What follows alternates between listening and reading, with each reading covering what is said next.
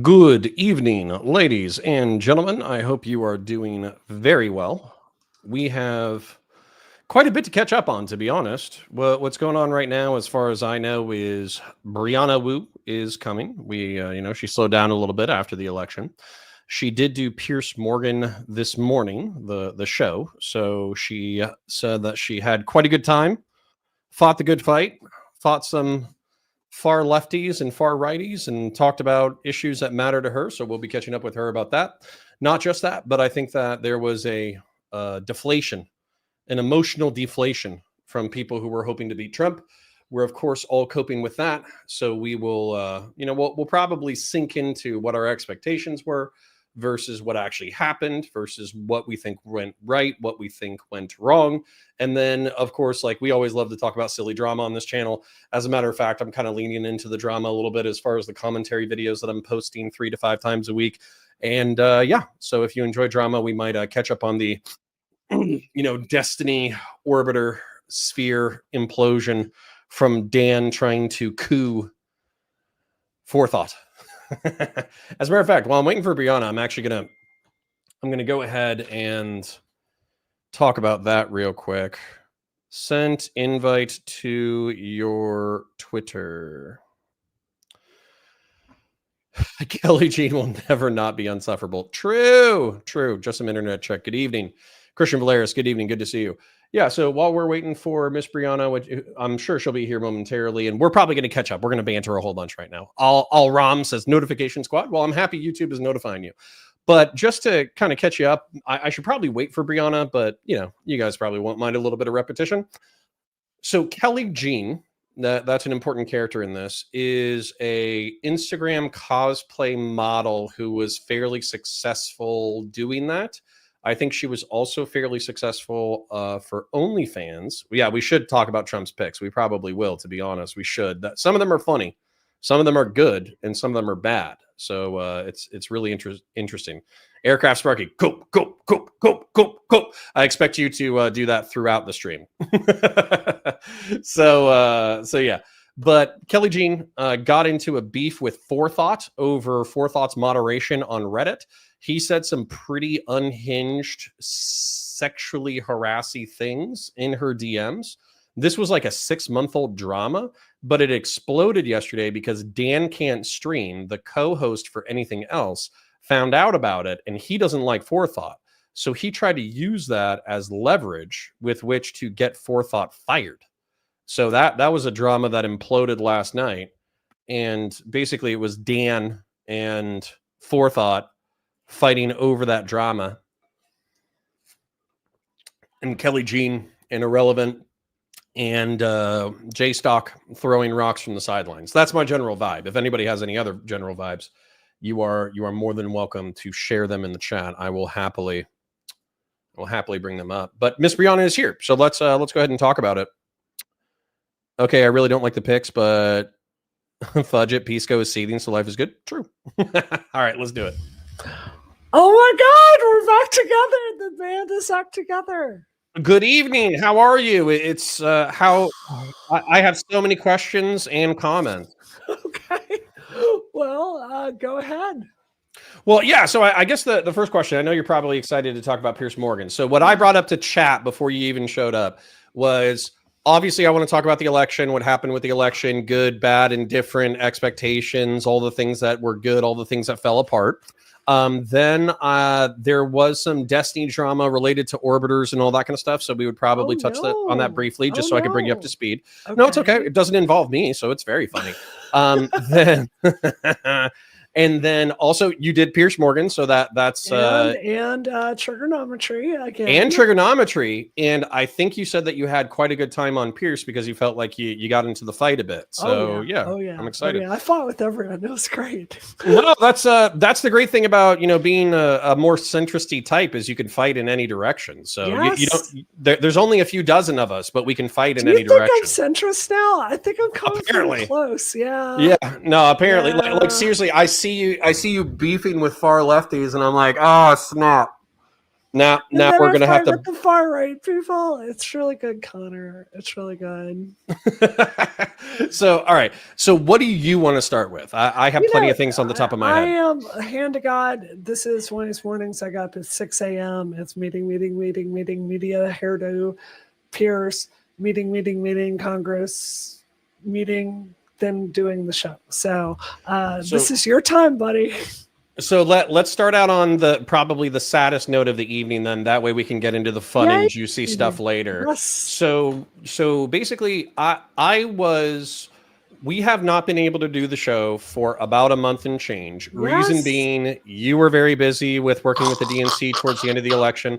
I was not like begging to get the show going because we were also busy trying to wrap up the PV stuff and get everything done that we could in order to try to push it past the finish line. Now, I don't know if this will be news to everybody in chat, but unfortunately, it was not enough. Kamala did lose to Biden. It was not as bad as people thought on election night. And what I mean by that is the popular vote has closed since election night. So it's not this like massive blowout referendum the way a lot of people were treating it on election night. But what is anything you want to share towards the last month of the election, and what is your vibes on the election in general? Well, I mean, I raised an ungodly amount of money, which I'm very proud of. But the problem is if you can't spend it in ways that make sense, I was not surprised with what happened. And Connor, I think it makes our project that much more important. I really genuinely think if the Democratic Party has any future, it is reaching out to people like you and your wife with like messages that can bring you on board. It's really apparent to me. This woke stuff, this identity politics, is just a dead end. It's got to die today. And the funny thing about that is the lefty things. A lot of people accuse Kamala of being disingenuous, but I was loving everything that I was hearing, which is funny because Hassan Piker hated everything he was hearing because she was like, listen, I want to build an opportunity economy. I want the working class to do well. I want the middle class to do well. I want taxes to be dialed in. I want a lethal military. I want to have competent alliances with our international partners. I don't want to withdraw from the world stage. And so she was speaking more to an economic and geopolitical message than she was speaking to identity politics. Now, there were a few curveballs that people threw in my face, like the loans to small business black owners or something like that, forgivable loans. Didn't like that. There was a few examples of things like that where people were like, oh, she's backsliding into identity politics stuff. But overall, I would say 70 to 80% of her messaging was probably targeted for somebody like me. But Connor, is just like the trans stuff. And this is the whole fundamental problem with this is, Kamala Harris did not go out there and say a bunch of stuff about trans politics and surgeries for inmates and all that kind of stuff.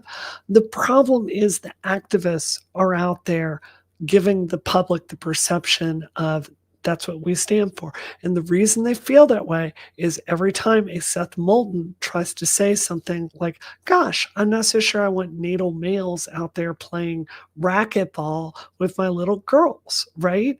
Like we tell them to shut up. So the voters, I'm sorry, Dem, she can't spin this, but they do feel like there's a soft cultural power, a hard cultural power that the activist class does. So it does not matter at the end of the day, just like what Kamala says, it's the perception of what the Democrats are. In the exact same way, a reason I won't vote for the Republicans is I think there's a real alignment with the Christian hard right in a way that's scary for me. Now, Trump is not going out there saying Jesus saves and all this hard right Christian messaging, but I know that's what the party stands for. It's the exact same thing the other direction. Well, and I think that it's kind of, there's the memes and then there's the not funny part of the memes. Okay. As an example, the Secretary of Defense, who is a fairly controversial pick because he's a Fox News host. However, he is also a former major. He's an infantry officer. He did go to Princeton. I think he has a graduate degree from Yale. So he's not a stupid man. But he also does have a Templar tattoo on his chest, and he has Deus Vult on his bicep, which is God wills it. And so that is crusader tattoos effectively. And so that, if it was taken as a meme of like, I'm a Christian warrior. I kind of do it for the memes. That's why I got these tattoos, but I'm actually kind of like a cool dude. Yeah, Then I would cool. be like, cool. Yeah, awesome. But if he's like, no, actually, I'm a Christian theocrat. I'm ready to invade Jerusalem on behalf of the new Christian empire. I'd be like, okay, let's dial this in a little bit. So, Connor, can you do me a favor? Because I'm not logged in. Can you put that quote by Sure. Mantis up on screen? That thing in the comments right there. Because I'm feeling a little feisty right now, Mantis. We're about to have it out here. Okay. All right. Brianna is constantly helping right-wing propaganda, pointing out the fringe schizo stuff that the Dems are walking away from. She's enabling it. Okay, look at me. Okay. When you have an addict, and I say this as a former addict, you don't help them by enabling them. You don't help them get better by enabling them and pretending all their worst impulses are actually good for them. That actually hurts them a lot. So the reason I love the goddamn Democratic Party more than you do is because I see this stuff that just put Trump in office and gave the Republicans the House of Representatives and the Senate and all of this stuff. And you may not want to hear it, but I can see it, and Connor can see it, and everyone in the chat right now can see it. And you need to man up, put your big boy pants on, and understand we got a problem. We got to deal with it. And I will continue pointing out all this psycho shit until the problem goes away and the Democratic Party has a new message. You're welcome. Well, and that actually kind of brings me to the right-wing side, because unfortunately, I was really hopeful. I was hopeful that the right wing would take a bloody nose. I was hoping that Trump it would be viewed as a repudiation of Trump. I was hoping that as a result, we would do a recalculation and we would be able to moderate MAGA.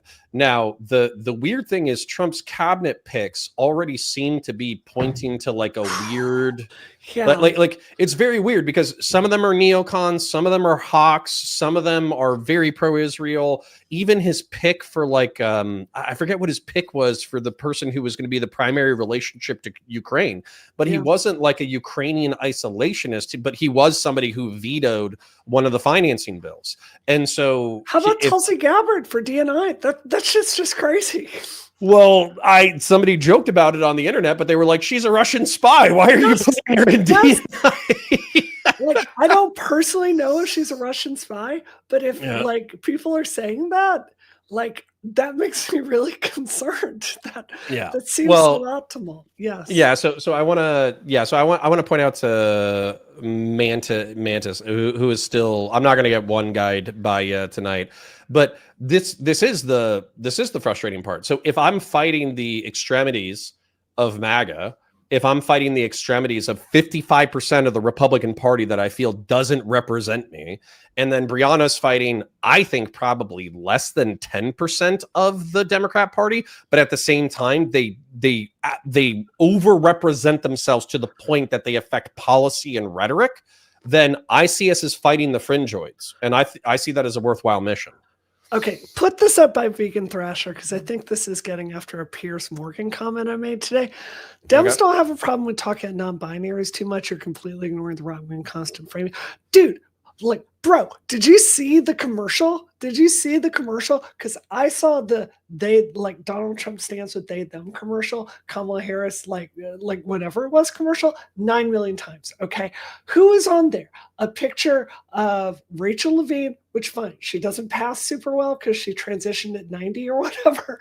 That's fine. And there with the non-binary person right next to them. The problem is the activists have put actual transsexuals who medically transition in this soup where we're all considered the same thing, along with non-binary people. So the public now, when you're talking about medical transition and the care I need or I die, they're thinking about like these children that are ultimately just experimenting with gender.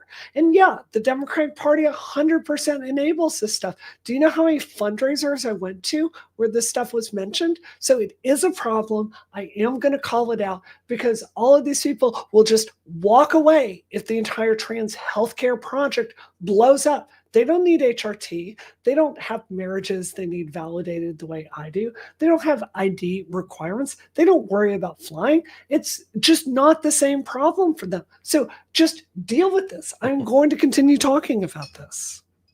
Yeah, well, and that's So did you see the fake Kamala? This is Mantis still in all caps. Okay. Spurting out. Yeah. Did you see the fake Kamala ads they put out about her trans stuff? Talk about that too, Biatch. What Well, did I hold on. just talk So, about? What did I just well, talk about? Yeah. and not just that, but what I would say is the clip that I saw repeatedly used by Republicans, and actually Roxfist asked an interesting question of how is this all relevant. I think this is all relevant because it did dominate the airwaves during Yeah. the election cycle, and not just that, but the Kamala ad that played was her, I would say, in my read of it, crowing about how federal prison provided transgender health care to inmates. Yeah. Well, that was used as a cudgel on the right wing to beat her with, because instead of focusing on, I don't know, like the border or inflation or the things that like normie working class cishet white Americans care about, Kamala Harris seemed to spend a healthy chunk of her energy virtue signaling to progressives. Yeah. Yeah. No, it's 100% truth. That's a real sentiment that's out there. But So do you what's think the that was problem? enough? What's the problem? Yeah. Well, I guess my question is, do you think that was enough to lose the election? And by the way, I'm going to pull this up. Current popular vote for 2024. But I'm going to pull up the current votes and tell me whether or not you think the pandering to progressives was enough to affect the election or change the election. Of course it was. Okay. All right. Well, No, it was easy answer. inflation. It was inflation was the number one issue. It just was. And what was it? Every single minority group moved towards Trump and the Republican Party by 6 points. They're not doing that for no reason. They are angry at the progressives for the same reason I am, Connor. I'm angry at the progressives because I am a minority. I am objectively discriminated against. I need certain things with public policy. And what has happened? These progressives have taken my thing and they've just made it insane. They've made it completely unsellable. What has happened to Black people? You've got lunatics going and burning down police departments and saying defund the police and all this stuff. Black people don't want that for their neighborhood. They're not crazy. What has happened to women? We used to have like a real working class feminist consciousness, and now it's a bunch of whiny academics that are not talking about women's issues and talking about motherhood like it's oppression. The same progressive playbook has been run on every single minority community. It is fucking up the issues that we care about. So a lot of us are moving over to the Republicans. Of course, that's what's happened. Okay, so is it just? I actually had to Google this term or ask on Twitter about this term because I hadn't used it or heard it in so long. 3 years ago, when I was in Twitch politics and we were on debate panels, there would be a split in the leftists where, and I do mean socialists and communists, but I also mean social democrats and progressives and liberals. There would be a split where some leftists were like, all of this identity politics, transgenderism, Black, minority, Hispanic, etc. This is all a waste of time. We should be focusing on the finances of the working class, bolstering the working class, et cetera, et cetera. And they were called class reductionists as a slur, because they were seen as minimizing and eliminating all of the grievances of various people in order to focus exclusively on economics. So I guess my question is that what Democrats should care about? Should it be exclusively economic? Should it be exclusively working class and the plight of the working class and the middle class, regardless of identity? Can I say your wife's name on the show? Of course. Okay, so you and Victoria are literally the poster child of who I think about, like really objectively. When I talk to Democrats, I had a meeting with Congress earlier today. I am thinking about the two of you because you are sort of centrist. You serve, so you've got a strong conservative streak. She has a strong feminist streak. What do I hear you talking about when I hang out with you? The cost of shit? I hear you talking about the schools. I hear you talking about just like bread and butter stuff for your family.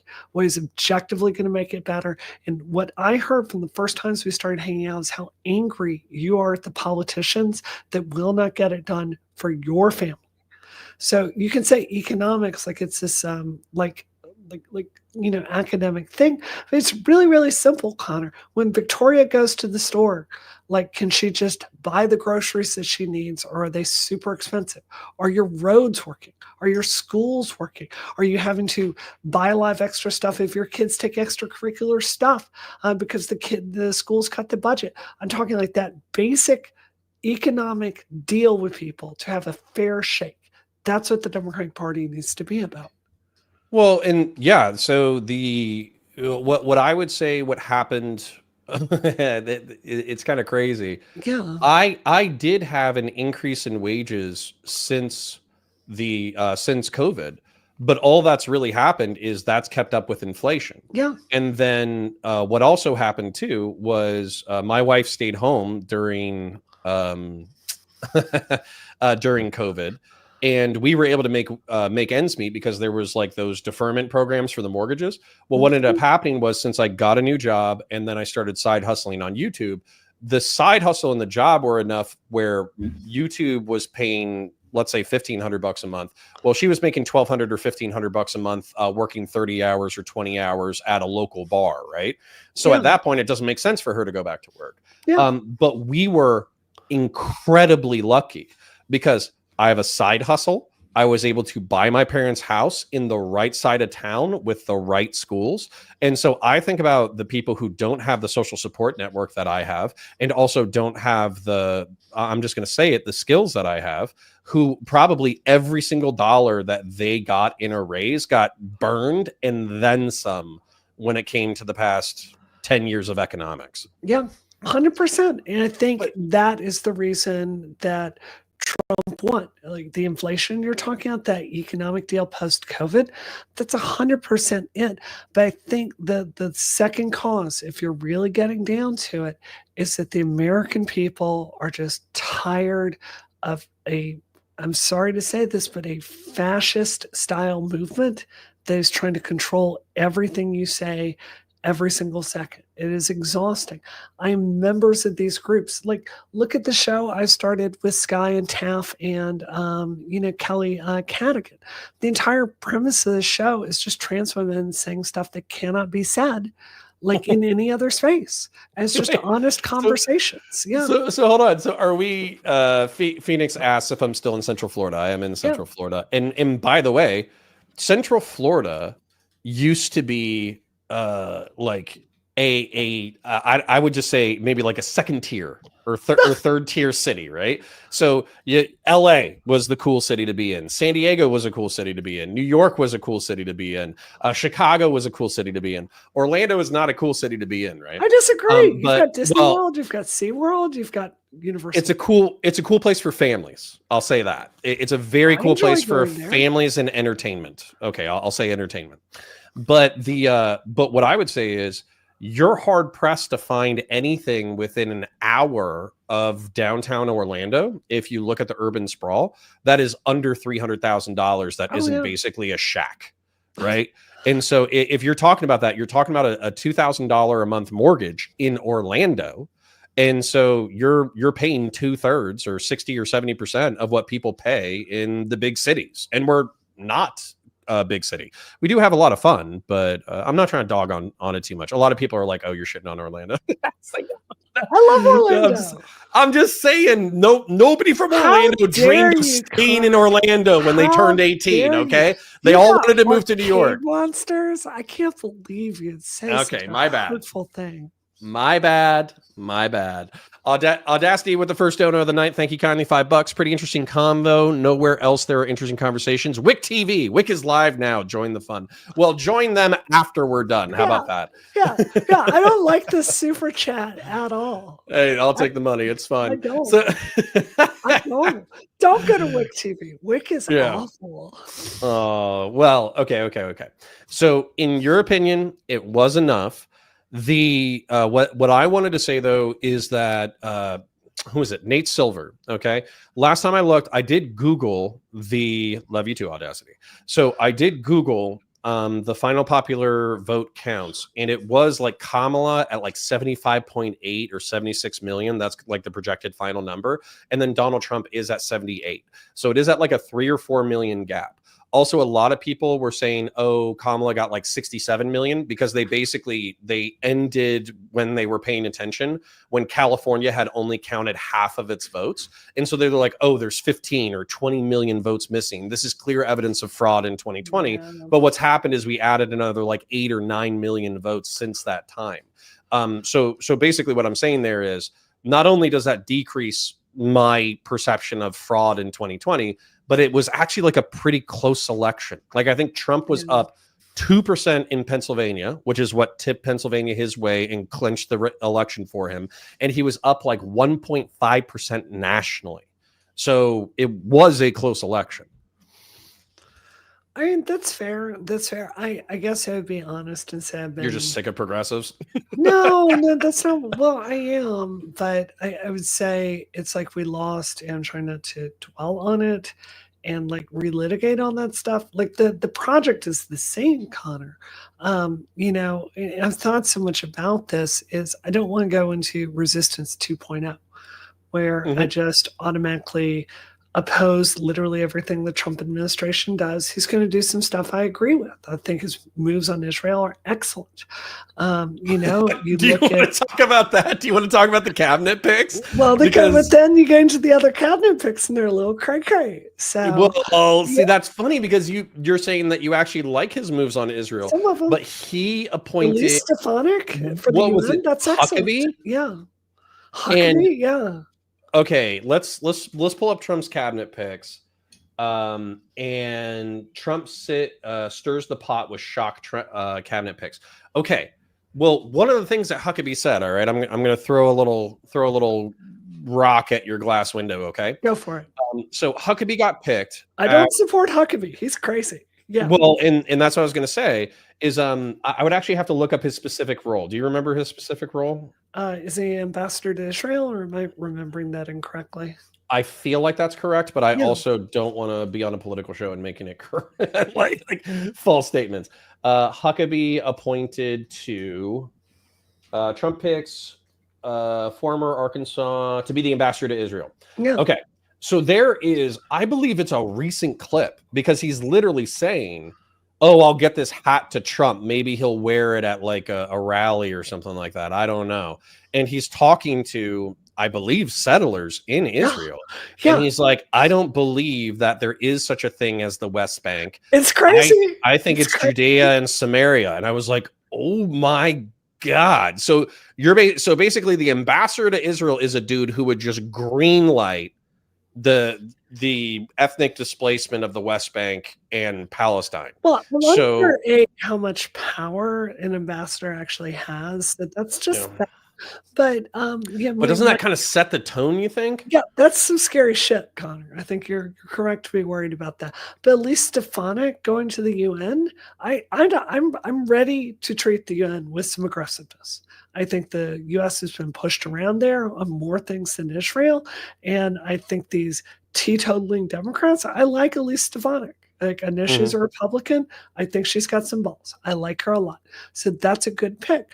As far as Marco Rubio, is he fundamentally less qualified than John Kerry was? Every time I've seen him in an intelligence hearing, he seems like he's like, I don't agree with him. No, Marco Rubio is actually one for, I understand that people don't like him because he simped for Trump and he had a failed presidential election campaign and he just read the teleprompter over and over again. I understand why people don't like Marco Rubio, but he was earnestly his best and insightful and intelligent and cool and funny when he was off teleprompter. Yeah. If he was just talking to a journalist or talking to somebody with a cell phone and they were videotaping or whatever, he seemed like a coherent, intelligent fellow. I'm not saying I agree with every single thing, but I don't think that he's going to be like, I don't think Trump is going to be like, let's go to nuclear war with Iran. And Marco Rubio is going to be like, yes, sir. Good idea. I don't think that's going to happen.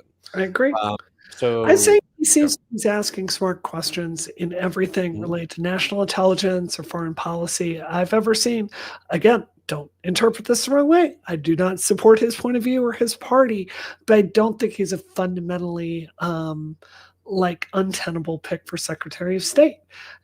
So, and that's the position I care most about. So, he's got very strong support for Israel, and I really appreciate that. But to get back to my meta point, my approach to the Trump administration this time around is I'm not going to go resistance 2.0 and just automatically oppose everything Trump does because Republicans are evil and Democrats are good. What I think we have to do is kind of back away from the abyss, and when the Republicans are doing things that make sense, I'm going to support them this time around, because when they're doing stuff that's really crazy, like it looks like putting Tulsi Gabbard as the DNI, I need for that criticism to actually be heard and to be credible. So that's the approach I'm going to take this time around. Does that make sense to you? No, not only does it make sense, but I think that's something that was really frustrating to me for the last bout of the election. Okay, as an example, I thought that Trump's comments in reference to Liz Cheney were wildly inappropriate, but they were not what people were saying they were.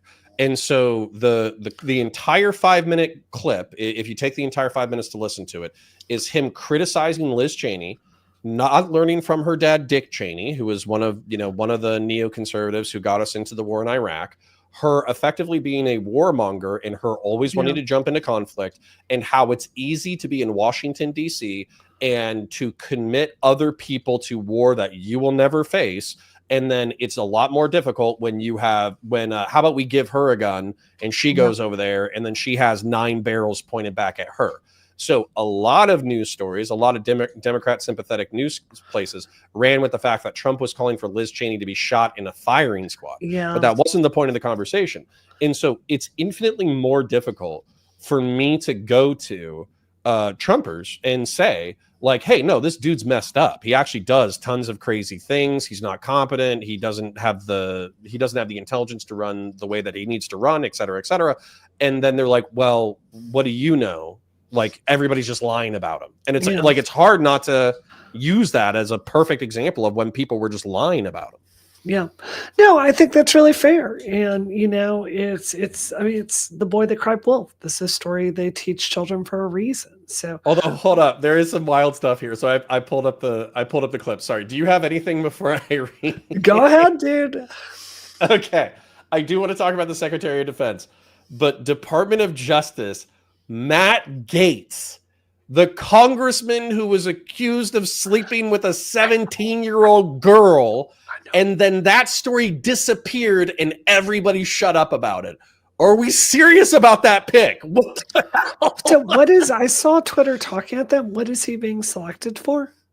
Department of Justice? What? What? It says Justice. It says what? Justice Matt Gaetz. So it says State Marco Rubio, Vice President J.D. Vance, Justice Matt Gaetz. Yeah. Listen. I was telling the wife, okay? I was telling the wife, 20 years ago, this is how old I am. Actually 30 years ago now. My parents were very upset that Bill Clinton had an extramarital affair, lied about it to Congress, and then was impeached, but did not have the shame to quit. If my parents from 1994 or 1996 or whatever, if they learned that a sitting congressman was appointed by Republicans who had been investigated for banging 17-year-old high school girls, they would have lost their minds. They would have thrown a fit. So that's how far we've traveled in the past 40 years, in my personal opinion. It's crazy, man. Absolutely crazy. And there's a lot of people who will sweep for it. They'll sweep for it. They'll be like, oh, well, Democrats do crazy sex shit too, so who cares? And it's like, Jesus. It just seems to me, Connor, it's like, look, if the MAGA is about anything, right? It's about standing against corporate power, right? It's about, like, let's get back at the billionaires and this system that's like, that's making working people's lives harder, right? That's my sense of it. It's here to smash the machine. So what I don't get is it seems like generally speaking, Trump is putting people into positions of power that have a conflict of interest. You mentioned Matt Gaetz and his legal trouble. Yeah, he was fishing for a Trump pardon for a really long time about that. That seems very relevant to me. So I don't know, or Tulsi at the DNI, like her ties to Russia make that really, really problematic. So yeah, Christian Blair's just said that in chat. I was checking out chat. Tulsi legit defended Russia's state media and said the U.S. and Russia are similar in regards to freedom of speech. Yeah. So hold up. So all right, Matt Gaetz, he's an ephebophile. I'm just gonna say it. Okay. I don't know what that is. What is he likes teenage girls. Ew. So Ew. let's talk about Tulsi real quick. So what is this word again? Ephebophile. Ephebophile. Ephebophile. Ephebophile. It's the same thing Vosh is. So. But he likes cartoons. So I'm sorry, I'm losing it. All right. Matt Gaetz, ephebophile. Let's dismiss that. So National Intelligence, Tulsi Gabbard, okay. I saw Tulsi's Joe Rogan interview maybe 5 or 10 years ago. And what was interesting was she was kind of a conservative Democrat. And what I mean by that is she was a Democrat. She was for the Democrat Party. She would work with them for legislation, all that kind of stuff. But if you asked her about like what she cared about, she would be like, oh, I care about my family. I care about my island. I care about my people. I care about serving my country. I care about the military. I care about this. I care about that. And so as a result, she kind of won me over. And let's face it, she's a good looking woman and she can talk pretty well extemporaneously. Now, what ended up happening, though, is that I think in the past 5 years, other people have noticed, too, she seemed to be on the more critical of Ukraine, a pro-Russian side of things, where she'll never come out and say, like, oh, I like Putin. He's a great dictator. But she'll always do the jacking, the just asking questions, right? The JAQ. So she'll do that, always pointing to a pro-Russian sentiment. So that's come, and we've alluded to this earlier in the stream. But this has come with a question of like, well, what is her end goal? Why is she pro-Russia and anti-Ukraine, if not for some ulterior political or financial incentive? I agree. Right. I agree, dude. It's really freaky. And I know the chat is probably not having much love for Hillary Clinton, but, she did say that she thought she was a Russian asset.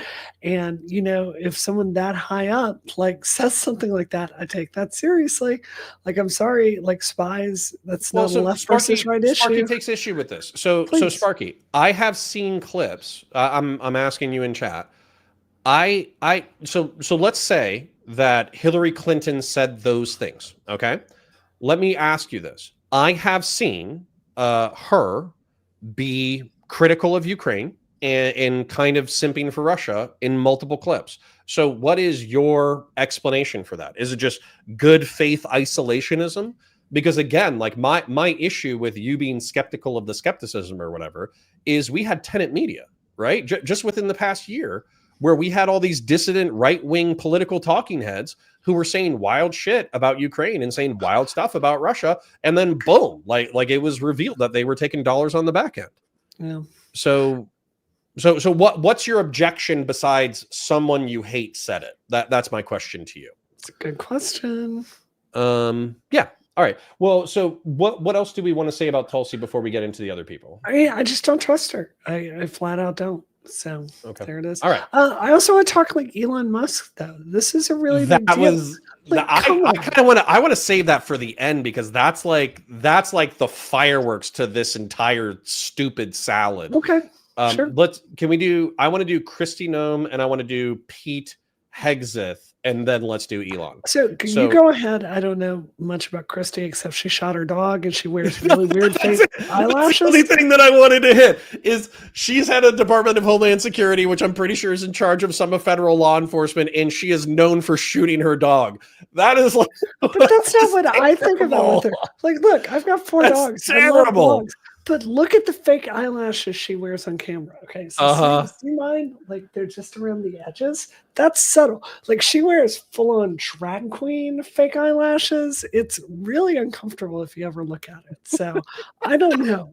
I find that really disconcerting. Yes. Well, that was literally like, that is the extent of my research on Kristi Noem, is the fact that it was a controversy several months ago that she wrote a biography. She confessed to having a dog who would escape her farm every now and then and kill her neighbor's chickens. So after, basically beating the dog a few times, she ended up just killing it rather than rehoming it or whatever, which is like a very rural attitude towards dog ownership. Let's put it that way. Yep. And now she's in charge of some aspects of federal law enforcement.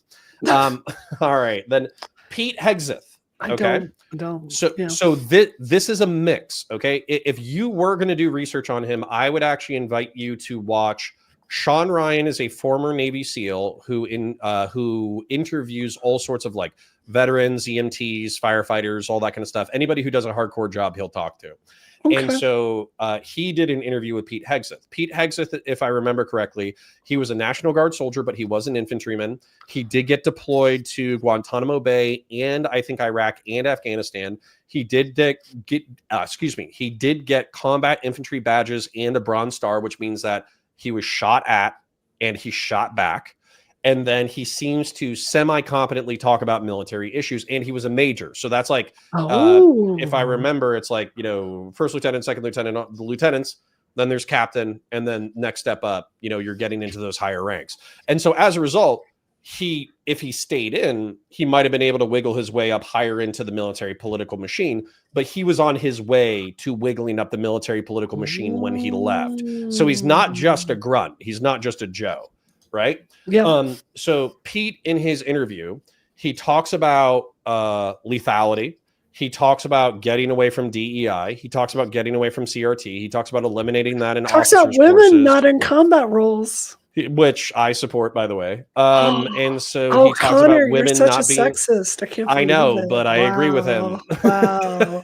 So, are you suggesting that if we were fighting in combat next to each other, I cannot pull you and take your body and run 5 miles? Probably not. Like, no offense, your bones might shatter. Like, although your cardio is way better than mine, so you might be able to last longer in combat. But so anyway, so Pete Hegseth, well, I don't think that people are dismissing him, and this is another thing where I think online media and Democrat media needs to do a better job. You can dismiss him as just a Fox News host, but if you do not bring up his military career, then you are committing a lie by omission. And I think people are really, really, really sick of the games. And so as a result, and by the way, I know there's plenty of people who hate the right wing in my chat right now. I'm not saying that Republicans aren't playing games. They obviously are.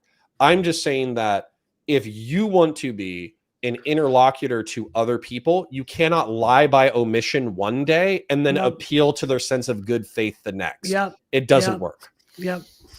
I think that's really fair. I really do. And to be really honest with you, Connor, I think it's so hard for civilians like me to intuit the chain of command and intuit who has worth or whatever, or who has earned this stuff.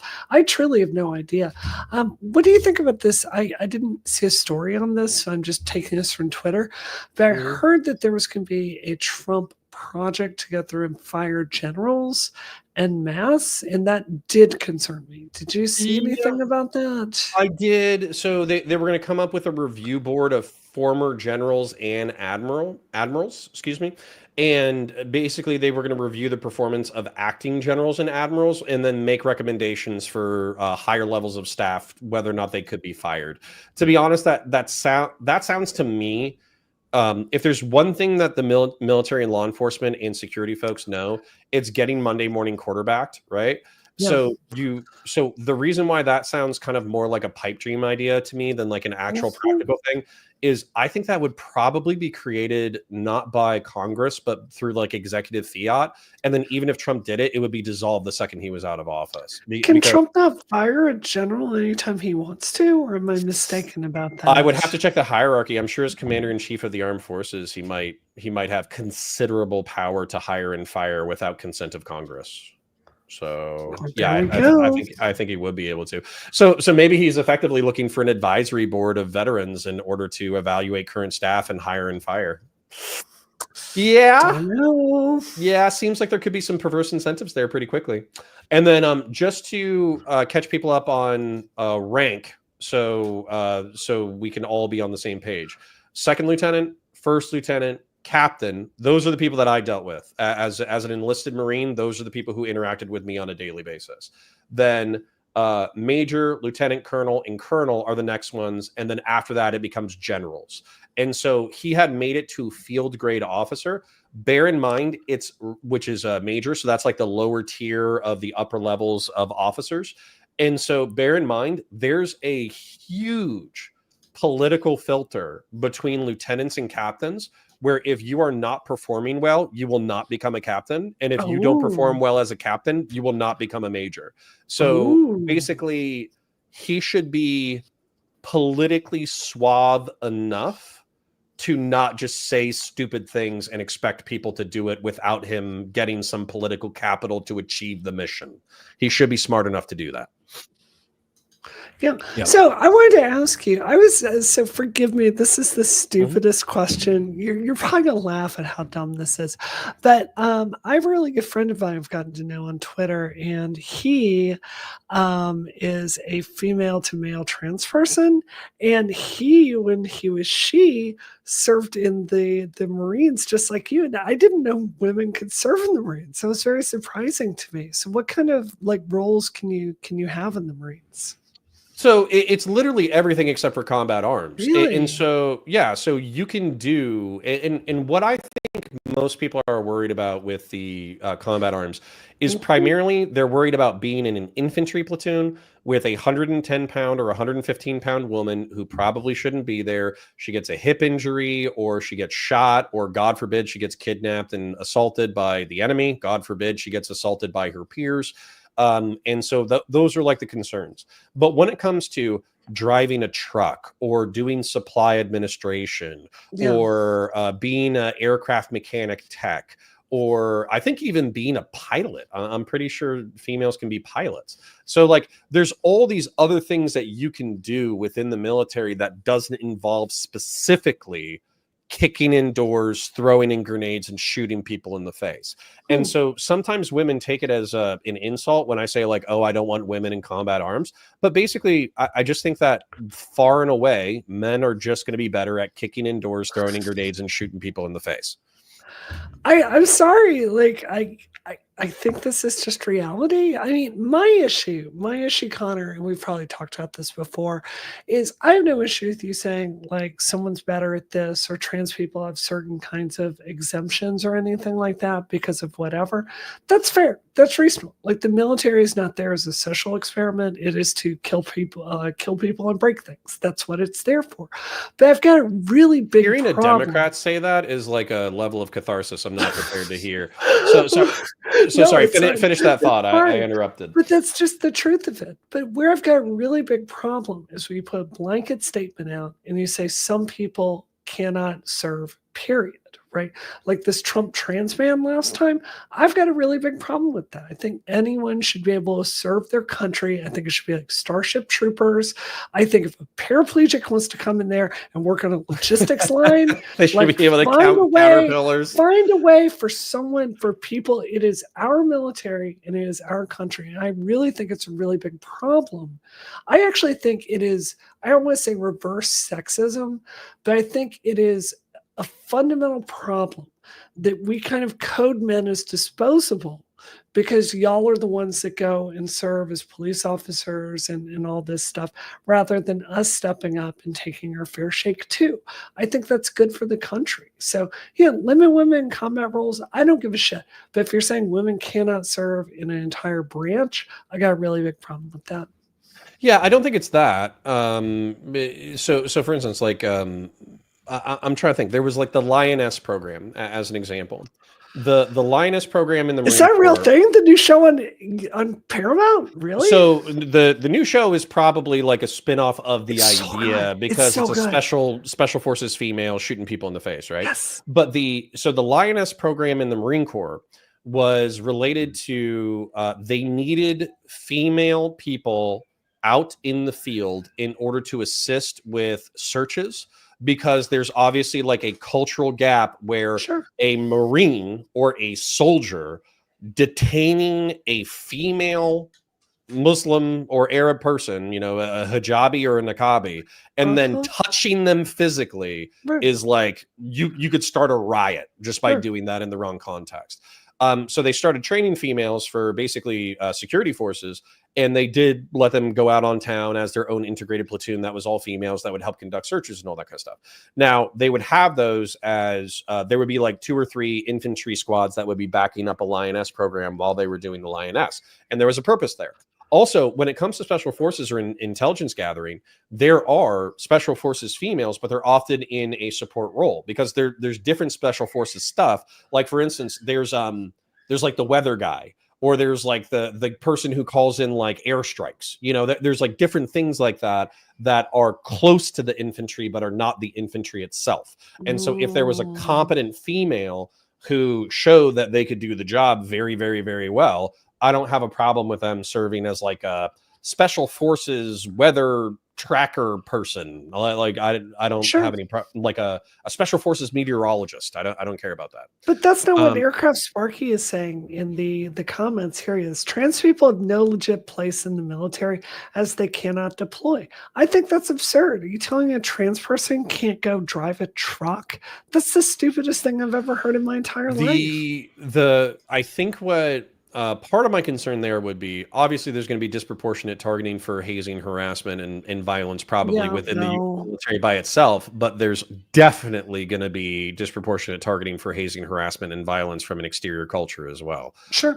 But well, QC John, I did want to address this chat. He says, Connor, you understand you were saying this while you were also dogged on Tulsi, who is Lieutenant Colonel. I have never dogged on Tulsi's. No. I do not accept this criticism. I have never dogged on her competence, okay, or intelligence, by the way. If anything, I'm worried that she might be compromised in some way, either financially or morally or ideologically or something like that. I still think Tulsi is a wildly intelligent woman who who played the cards that she was dealt. I don't doubt her competence or intelligence. I wonder whether or not she has a different motivation for saying the things that she does. So There we go. but yeah, so we Are you telling me there's nothing like trans people could do stateside? I just don't I accept wouldn't care. this. Yeah. I don't care. Well, hold on. Let's dig in, because I know that people will be frustrated with me saying I don't care. Yeah. So I think pre-transition, you have gender dysphoria, whatever. I think the reason why a lot of people are going to push back on whether or not somebody who has diagnosed gender dysphoria can join the Marine Corps is because there are a whole host of things that military members are denied for that are actually relatively simple. Sure. Like ADHD Sure. is something that can get you denied. Childhood asthma can get you denied. Childhood arrhythmia can get you denied. And so when you're talking about gender dysphoria, where it's like you have a persistent discomfort with your body, well, that's like a pretty intense psychological issue, Yeah, that's right? fine. You're mentally ill before you get treated. That's 100% true. But I don't think I'm mentally ill today. I don't meet the clinical standards. I take 2 pills a day and that's it. Well, right. So then we get into post. And so with post, my concerns there's concerns for garrison and there's concerns for the field. Okay.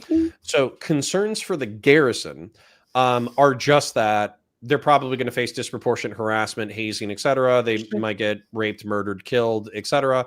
But basically, if they can do their job competently, I don't think there's necessarily a problem there. When it comes to the field, you're saying that there's two pills that you probably need, fairly frequently. Yeah, every day. When we were invading Iraq, that would prohibit you from participating in the invasion because they did not know who had access to what logistics when. And so if you had a daily medication that was required, you weren't necessarily going to have access to that medication. So if that's a physical requirement, then you can't deploy as a part of an invasion force. You cannot deploy as infantry. You cannot deploy as somebody who's forward. I just think out that line in support Starship Troopers where they're talking about, like, because service guarantees citizenship. And he talks about how you could go in and be a quadriplegic, a blind quadriplegic. They would find something for you to do to earn your citizenship, whether it was like peeling potatoes with your mouth. And Sure. I just think, like, you cannot convince me there's not something in the entire armed forces that trans people cannot do. Like, I'm 100% with you. Deploy for combat, no issue with that. Like, you're there to kill stuff. Like fine. Yeah. But I'm saying this principle of letting us serve our country, I think that's actually really, really important, because it kind of makes us second-class citizens if I can't step up and defend my own nation. So I don't know. Well, just find I think something. I hear you there. The only thing, and I understand that armed service is like a very aspirational thing. Like a lot of people fantasize about serving in the military. You get Sure. a uniform, you get a paycheck, you get to travel the world, you get to serve with other people who think like you. They're from all over the world, et cetera, et cetera. And so as a result, like there's an aspirational element to it. But there's plenty of ways to do federal service. And it's not just the military industrial complex, although we always think about the military industrial complex. There's tons of federal employees who work there, but there's also like there's food service workers, there's logistics people, there's people who drive forklifts, there's people who drive trucks, and they're civilians. There's all sorts of stuff like that. So what I would say is I hear your anxiety about that ban, and I will try to think about it more. However, what I would encourage, let's say that we had a trans person in our audience who was thinking about some level of federal service, but they were barred from the military as it currently exists. I would encourage them to check out other ways to serve the federal government or the country or your community, because there are other opportunities that are less restrictive. I think that's fair. I think that's fair. Yeah, I'm not trying to be romantic about it. I don't know.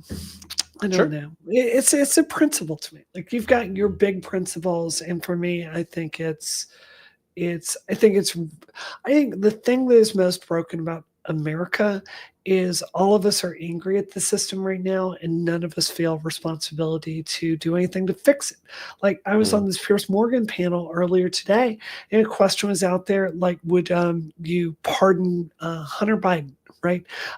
If then he does this. And the question Pierce is asking is, like, are you willing to de-arm your side in any way to reach out across the aisle to the other? We've done a show on this before, Connor. I want Hunter Biden in jail. I've got no love for the guy whatsoever.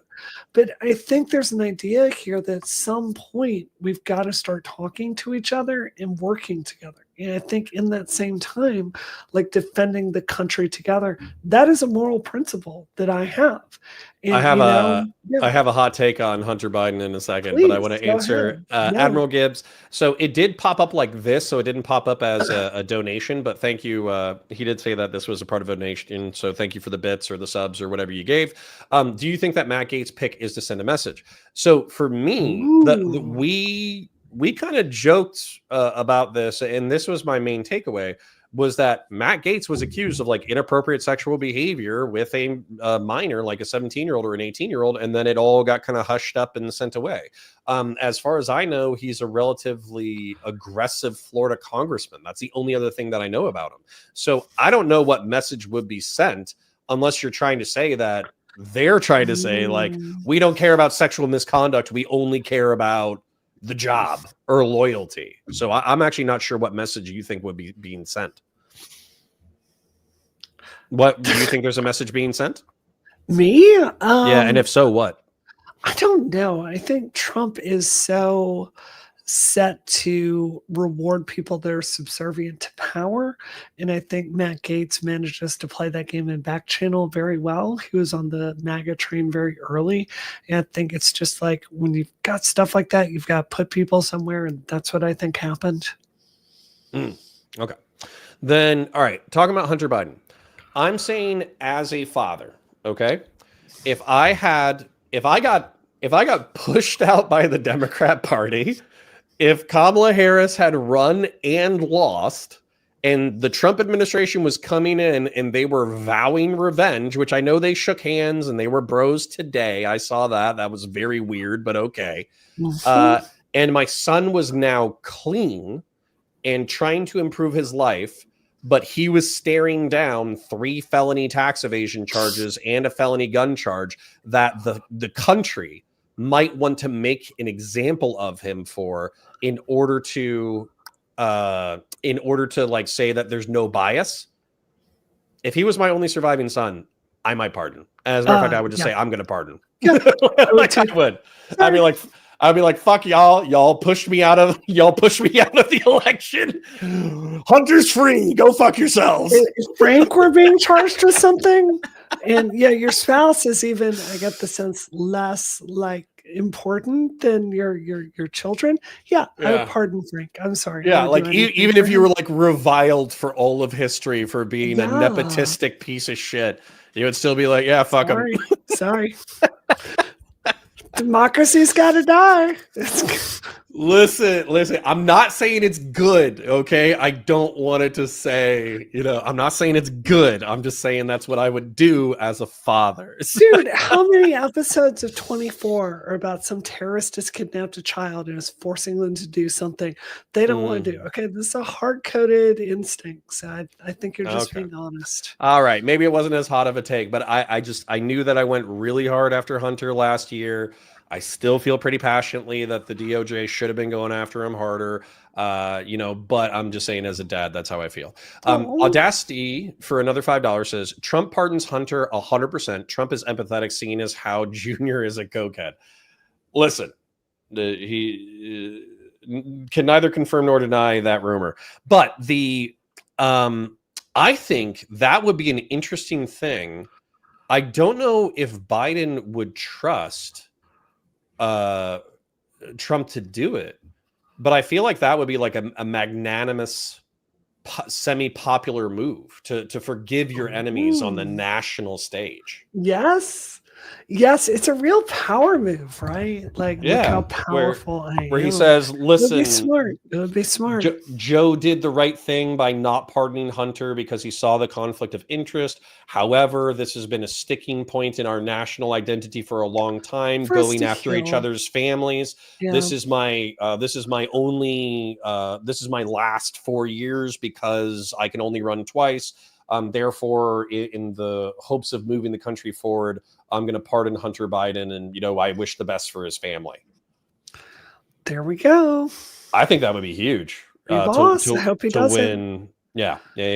Okay, well, we kind of, I would say, we covered a little bit of the election.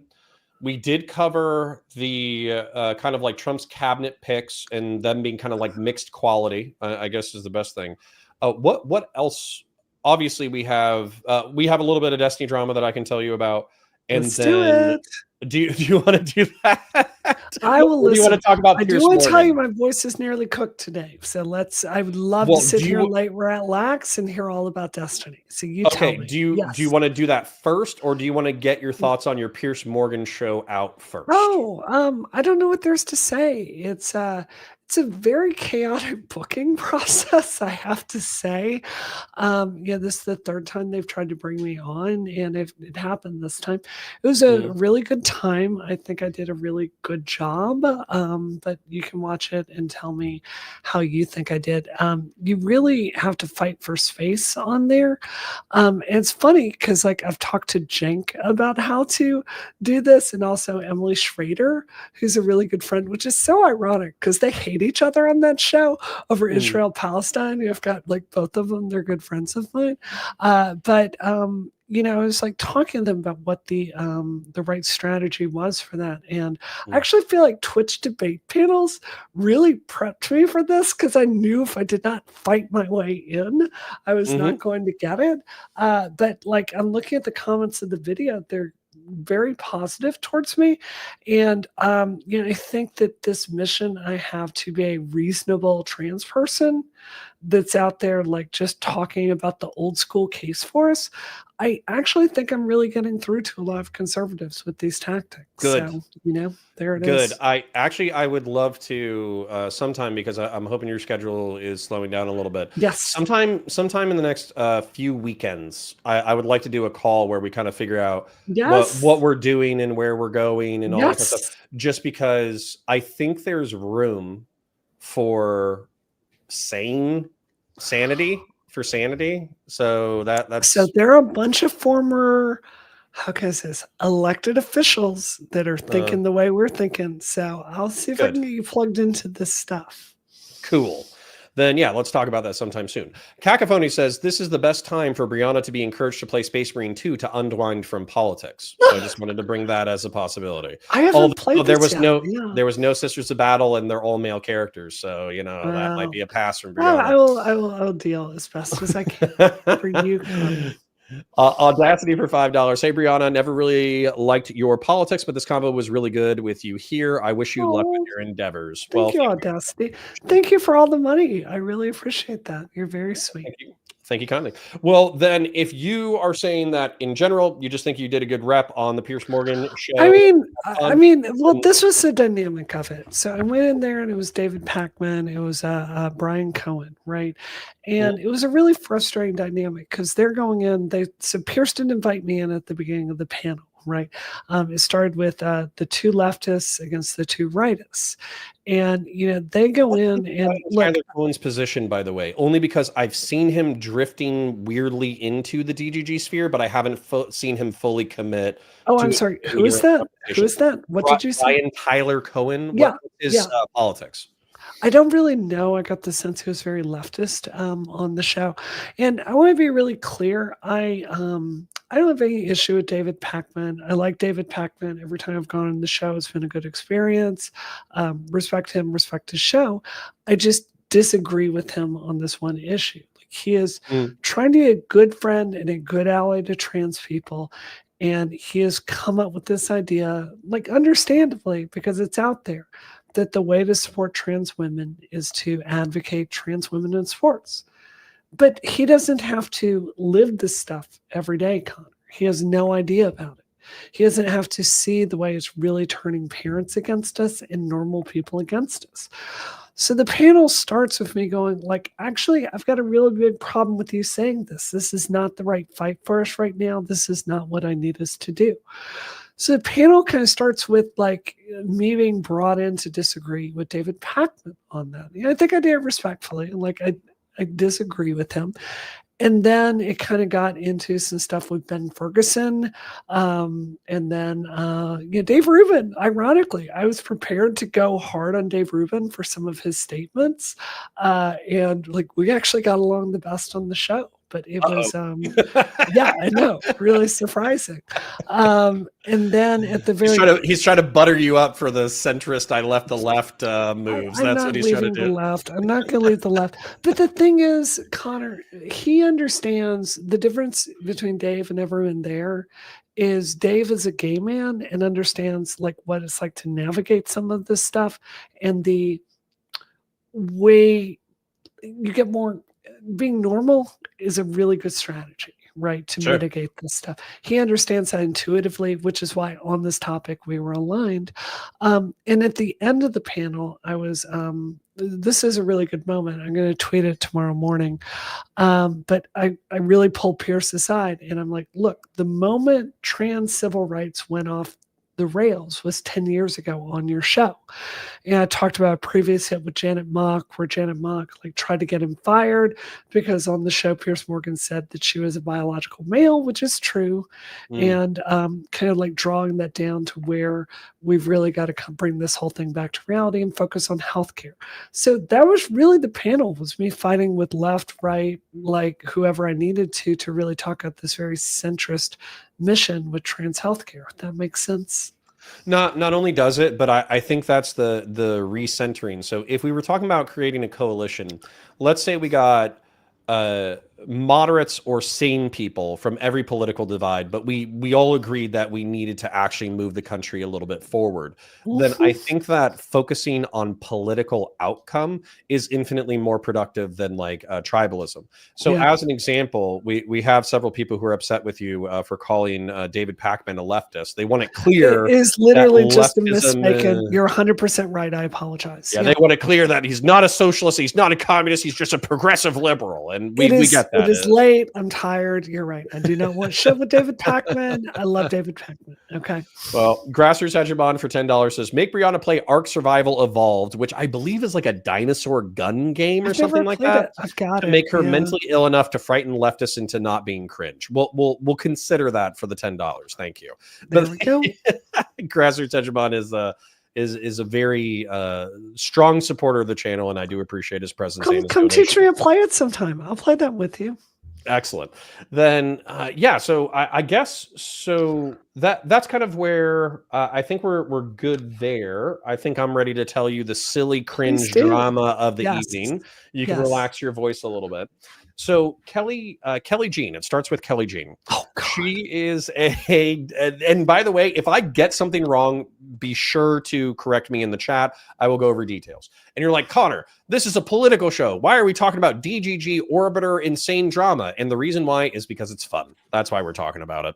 Actually, before you go into this, can I just deal with one comment super quick? Can you put this up by Shlomo Vile?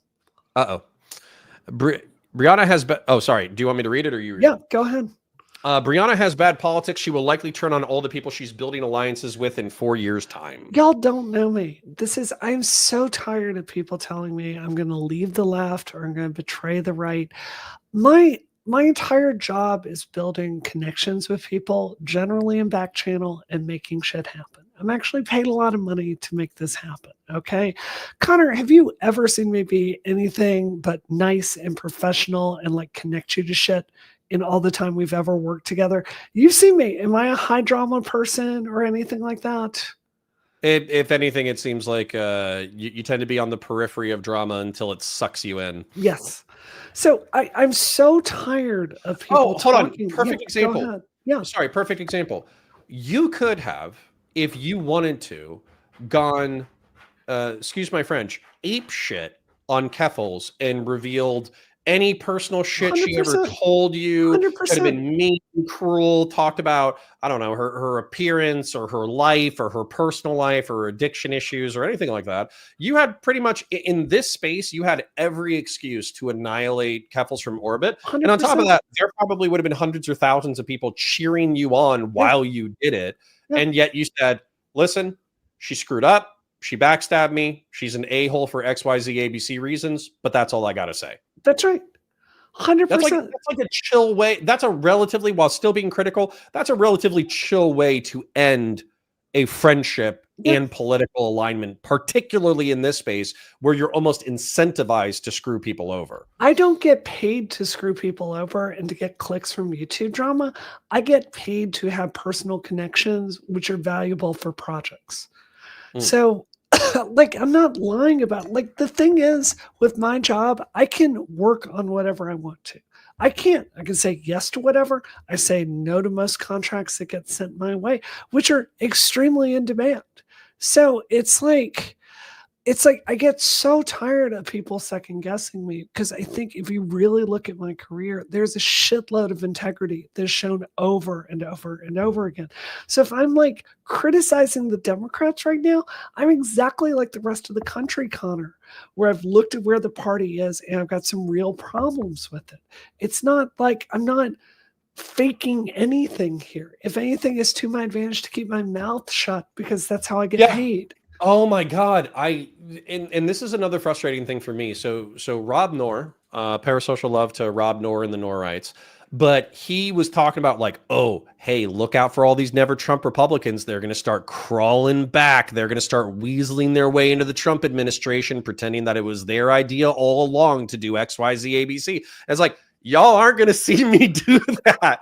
Like, I've been, my criticisms have been relatively consistent since 2015. I believed the same things forever. I just started being more vocal about them in recent times when I realized that he had another shot at election. And so as a result, if you're looking for me to like, it would pay me more to be a Trump sycophant than it would be to constantly talk shit about him. It would be in my best interest to sweep for the far right, but I'm not going to do it because it doesn't align with my values. But anyways, so yeah, and sorry, I was saying that to say that you have probably paid a personal and social and sometimes monetary cost for going the direction that you've gone. Yes, 100% I have. 100%. Just Israel alone. Do you understand like how much work I lost standing for Israel? It is insane. So especially with progressives, I'm sure it poisoned you to a healthy 100%. 100%. So we have some memes that are incoming, and I want to share them. Old School says, I'd like to hear Brianna's thoughts on Dragon Age Veilguard. Now, I saw your tweet, but you go ahead and share. I say I played it for like 3 hours one morning. It was still the election, and I have not gotten very deep in it. I've enjoyed it. I don't think it's great. You know, the crazy... How do you feel about push-ups for misgendering? I don't care. I think, that whole scene, that's ultra cringe. And they just, whoever did that needs to be fired from the video game industry and never work here again. But like the art style is fine and the writing is interesting so far. I just haven't gotten deep enough into it to have an opinion on the rest of it. So sorry. See, here's the thing. I think that the cringe element of it for me is bringing in something that's obviously like modern politics and then injecting into the fantasy setting. Although I'm not particularly familiar with Dragon Age lore, so I don't know if that's normal for Dragon Age. No. However, I think that accidentally insulting someone and then paying a physical price in order to make it up to them, like doing push-ups, I actually thought like that. I don't think it's contextually appropriate for the video game, but I'm okay with that as an idea. As a matter of fact, in the military, that's something that we did. We either fight or we pay for it through physical exertion. So I'm okay with that. I think, have they ever heard of an analogy? You can talk about this trans stuff or any other topic without literally talking about don't literally talk it. This is the point of science fiction, is it's a metaphor for whatever else is going on in fantasy. And I don't know why they're not good enough to do that. Yeah, you could have done something that would communicate the same message while being a metaphor, and it would probably be more impactful. Absolutely. It would be more interesting. Yes. Yeah. Grassroots Hegemon says, Brianna, I like you. Don't ever play Ark with me or anyone else. It's awesome. It'll ruin your life. Which, by the way, that sounds like a true friend. Okay. Okay. Shoot me a Steam request. Well, Christian Blair says Connor is the lowest DGG orbiter, and you can thank Dan for that. So here's the thing. I'm not competing in the orbit anymore, or even if I really did, I think that it's a good way. I think that competing in an orbit is a good way to look at a relationship with somebody as purely transactional. And then as a result, the relationship suffers. And so I don't want to do that with Destiny. I'm going to try my best to never ask him for money. I'm going to do my best to only ask to do fun things with him. And I'm going to try not to jump into drama that he's involved with so I can throw elbows in order to beat someone up so they look poorly. I'll stand on the sidelines and I'll talk about it and I'll laugh about it. But I don't want to be, I don't want to be in the middle of it, because I just think it does make your relationship worse in the long run. Yeah. So, but I do hate Dan. So good call. Do you hate Dan? I like Dan. Yeah, it's funny. We can talk about that in a second. So, Gingermus Prime says, Bree, your ability to admit when your side is wrong and the other side is right is so refreshing in a world of partisan hacks. You look great, by the way. Oh, thank you. I had a lot of plastic surgery this year, so that's why. I'm looking forward to my 40s and 50s. So, Grassroots I can recommend someone that can do an amazing planar facelift, Connor. You're going to look amazing. Excellent. Good. What does Brianna, Grassroots Hegemon for another $10. What does Brianna think of Mike Huckabee as ambassador to Israel? I'm a bit of a Zion lion myself, but the stuff he said about the settlement scares me for Israelis. I'll let you go first because he asked I feel you. the exact same way. It's really troubling. Look, Yeah. I want to be really clear. I am really tired of Israel fucking around on this stuff. They need to kick some ass. And the truth is, every one of these countries only respects strength. This is how they got peace with Jordan. It's how they got peace with Egypt, is kicking some ass until they learn not to fuck with Israel. But at the same time, the West Bank, it's really hard to justify anything that's going on over there. So, this is why I'm supporting the stuff that is like, Elise Stefanik at the UN. That's great. Let's go hard on this insane UN that is a vehicle for anti-Semitism. 100% for that. But if you're talking about kicking like Palestinians out of their home in the West Bank, I just can't get on board with that. And I think talking about that really, I don't know, just without any kind of empathy, that's actually not good. Yeah. Yeah, that's one of the things I want to talk to you offline about, because I think that there needs to be like a sane policy, because obviously right now people are split between you have to apologize, and I'm saying like apologia, like defend. You have to do apologia for everything Israel is doing, or you have to do apologia for Hamas. And it's like, dude, like if you give me those two choices, I'm going to defer to Israel. But then at the same time, if we have an ambassador who's giving them carte blanche to take the West Bank and dispossess West Bank Palestinian folks, no, that's insane. And I don't think any sane person should support that. It's just, it undermines Israel's like moral mission, right? I mean, they've got everything there. So why, I just don't understand why undermine your best argument. It's silly. Yep. Audacity says, don't skip my dono. There was a dono from Audacity earlier. Let Bree know she can play Ark with Sargon. Apparently Sargon of Akkad is a fan of Ark, which I don't know if you're friends with Sargon. I am also not friends with Sargon. I'm not friends with him, but I am friends with Dev. So okay. No, I am friendly with Dev. I am not friends with Sargon. Dev. If you told me one of my favorite people on earth was a Gamergator a decade ago, that would have been crazy. So yeah.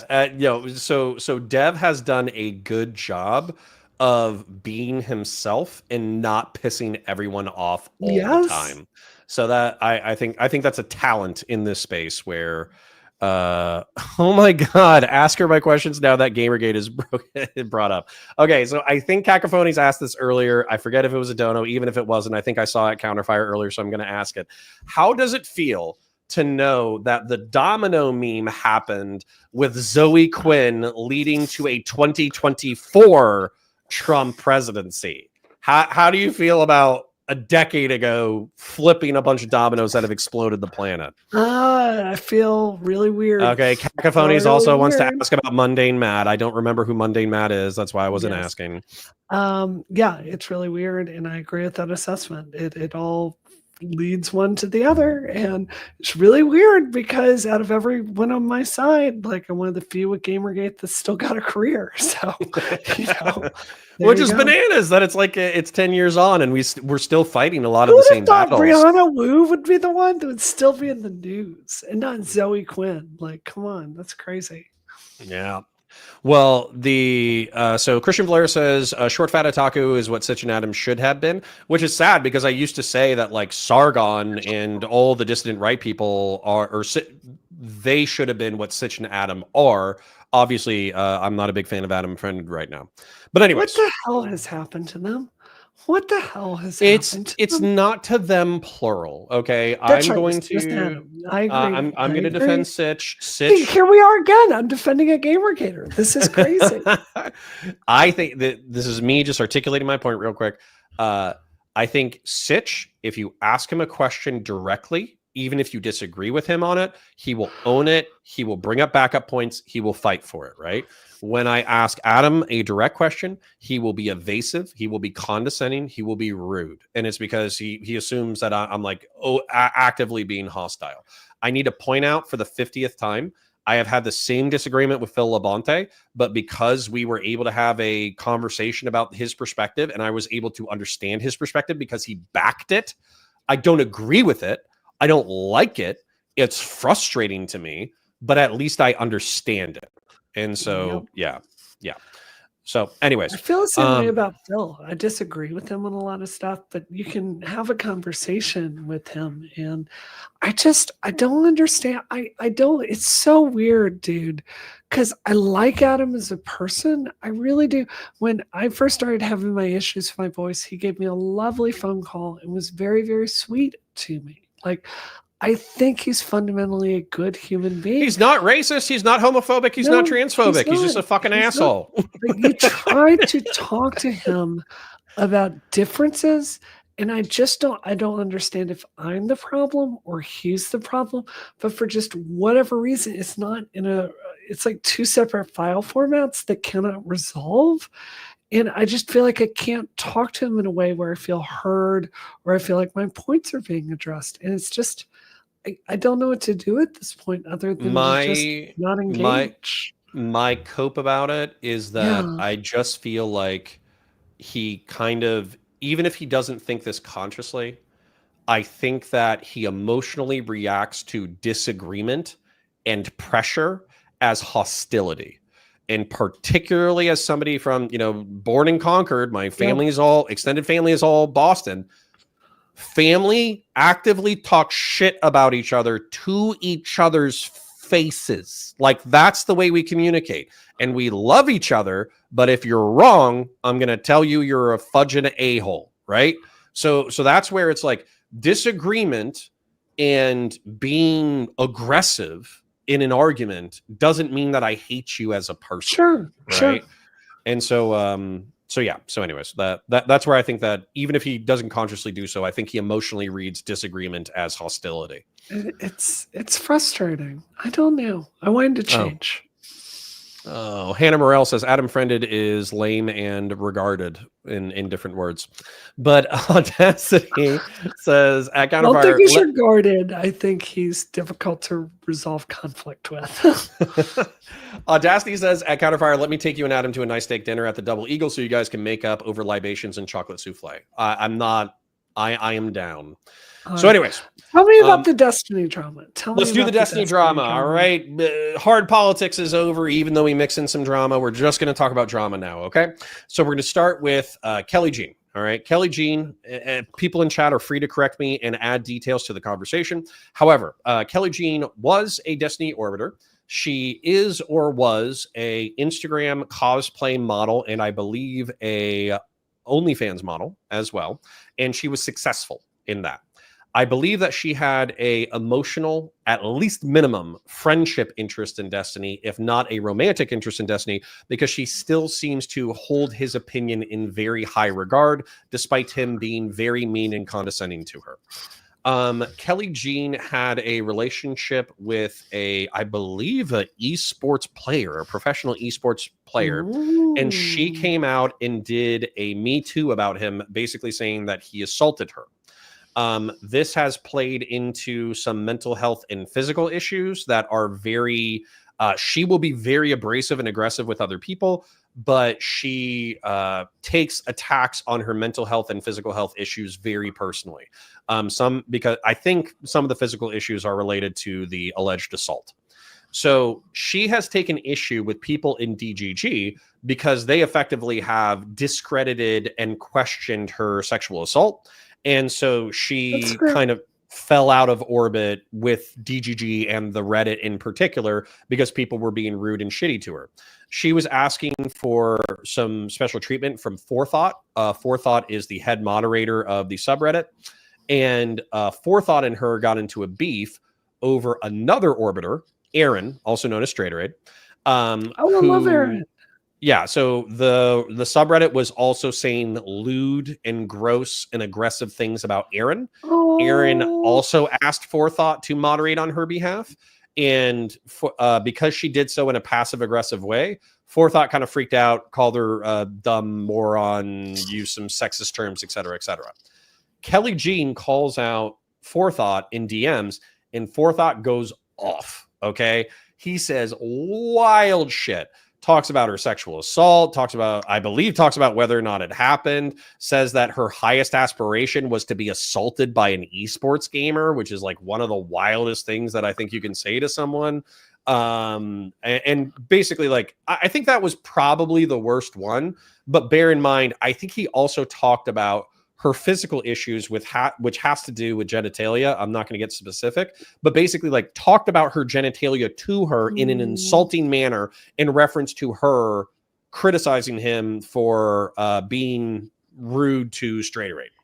And so as a result, this was a drama that blew up like 6 months ago, where J Stock and Kelly Jean called out Forethought for being an aggressive, weird, sexist douchebag in DMs while simultaneously policing DGG for sexism. Like, it felt like a total hypocritical, weird, schizophrenic double standard. Well, what's happened is, for reasons that I don't know, Dan, Destiny's co-host for Anything Else, also does not like Forethought and thinks that he's too big for his britches. So Dan, within the past 24 hours, made it his mission to get Forethought fired. He got all the DMs. He brought it up on stream.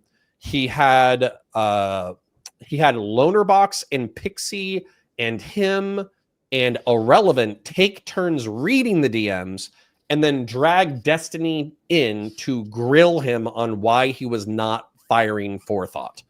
And Destiny basically did a little bit of defense for why this is outside the scope of his authority, how Forethought has worked for him in the past and is overall a decent moderator of the subreddit, and how he's not going to be taking action based off of the pressure that was presented by Dan and by J Stock and by Kelly Jean. Okay. I'm surprised Pixie, who's also my friend, got in the middle of that. She's very selective with what she gets involved with. So she was more on the side of DGG can be a hostile place to women. She wants to participate in the community, and therefore she didn't say like, "Oh, Forethought, you're a massive piece of shit. Fuck you. You should get fired." She just read some of the DMs, I think, and also made some commentary about like why it's true that DGG can be a hostile place for women. And that's 100% true. That's 100% fair. I guess, like, why is Dan? So Dan is doing this on his own channel? No, he popped onto JStock stream. JStock. Okay. So JStock, for the uninitiated, is I think relegated to Kick right now. He was on YouTube, but he did get banned for leaning into drama. And he was kind of like a Destiny after show where Destiny Orbiters would literally just come onto his stream and hang out and bullshit with each other for several hours. I've been on there multiple times. Overall, he seems like a good dude. I think he's pretty nice, but he also does not like Forethought and was going after Forethought fairly aggressively and going after Destiny for not criticizing Forethought's actions. Okay. So Christian Valeris brings up an interesting point. We are just getting into the drama right now, so if you're expecting something highfalutin, you're not going to get it. But Christian Valeris says, almost as bad as joking about Sherry's abortion eating like soup, hypocrisy. So Christian Valeris brings up an interesting point that was a sweep for Forethought, is that Kelly Jean gives a lot, but doesn't seem to be able to take. So as an example, she said that one of Destiny's girlfriends looks like she's like a trash raccoon dumpster person with shitty tattoos, and was basically talking shit about one of Destiny's girlfriends and how she looked. And then she also when she was called out on some of her health issues and emotional issues by Sherry, another Destiny Orbiter. Is Sherry back in the orbit now? Not really. I still think it's too personal. Yeah. Kelly Jean made fun of Sherry's miscarriage on stream or in back channel? Stream.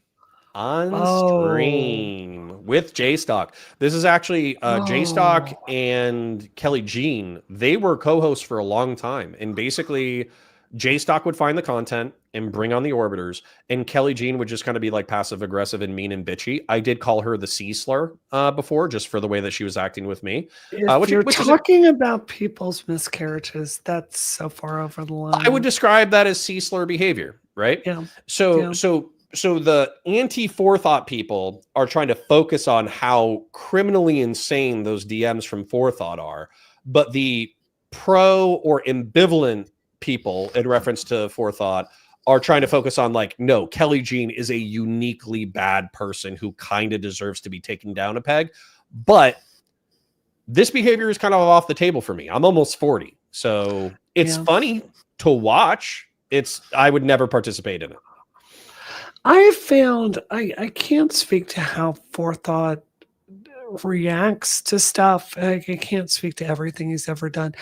But when I've tried to back channel stuff, which is not like drama or asking him to censor anything, I've literally never done that. But like trying to work with some of the events like the the Bosch event, I have always found him to be extraordinarily professional and easy to work with. So, like take that for what well, but I certainly cannot like say good or bad things about any of these DMs. Well, and I would say that this is the thing. So this is my encouragement. We're looking for the good thing that we can take from the drama. My encouragement to the fine folks at home, please God, find some 20-pound dumbbells and start lifting weights 2 times a week, 3 times a week. Please drink water and go outside. If you have a family that lives in the same city, visit them. Because if you do enough normal people things, then it will never go onto your radar to attack somebody over their emotional or physical health issues, particularly ones that you know are deeply traumatic that could lead to them like a normal person committing self-harm. Right.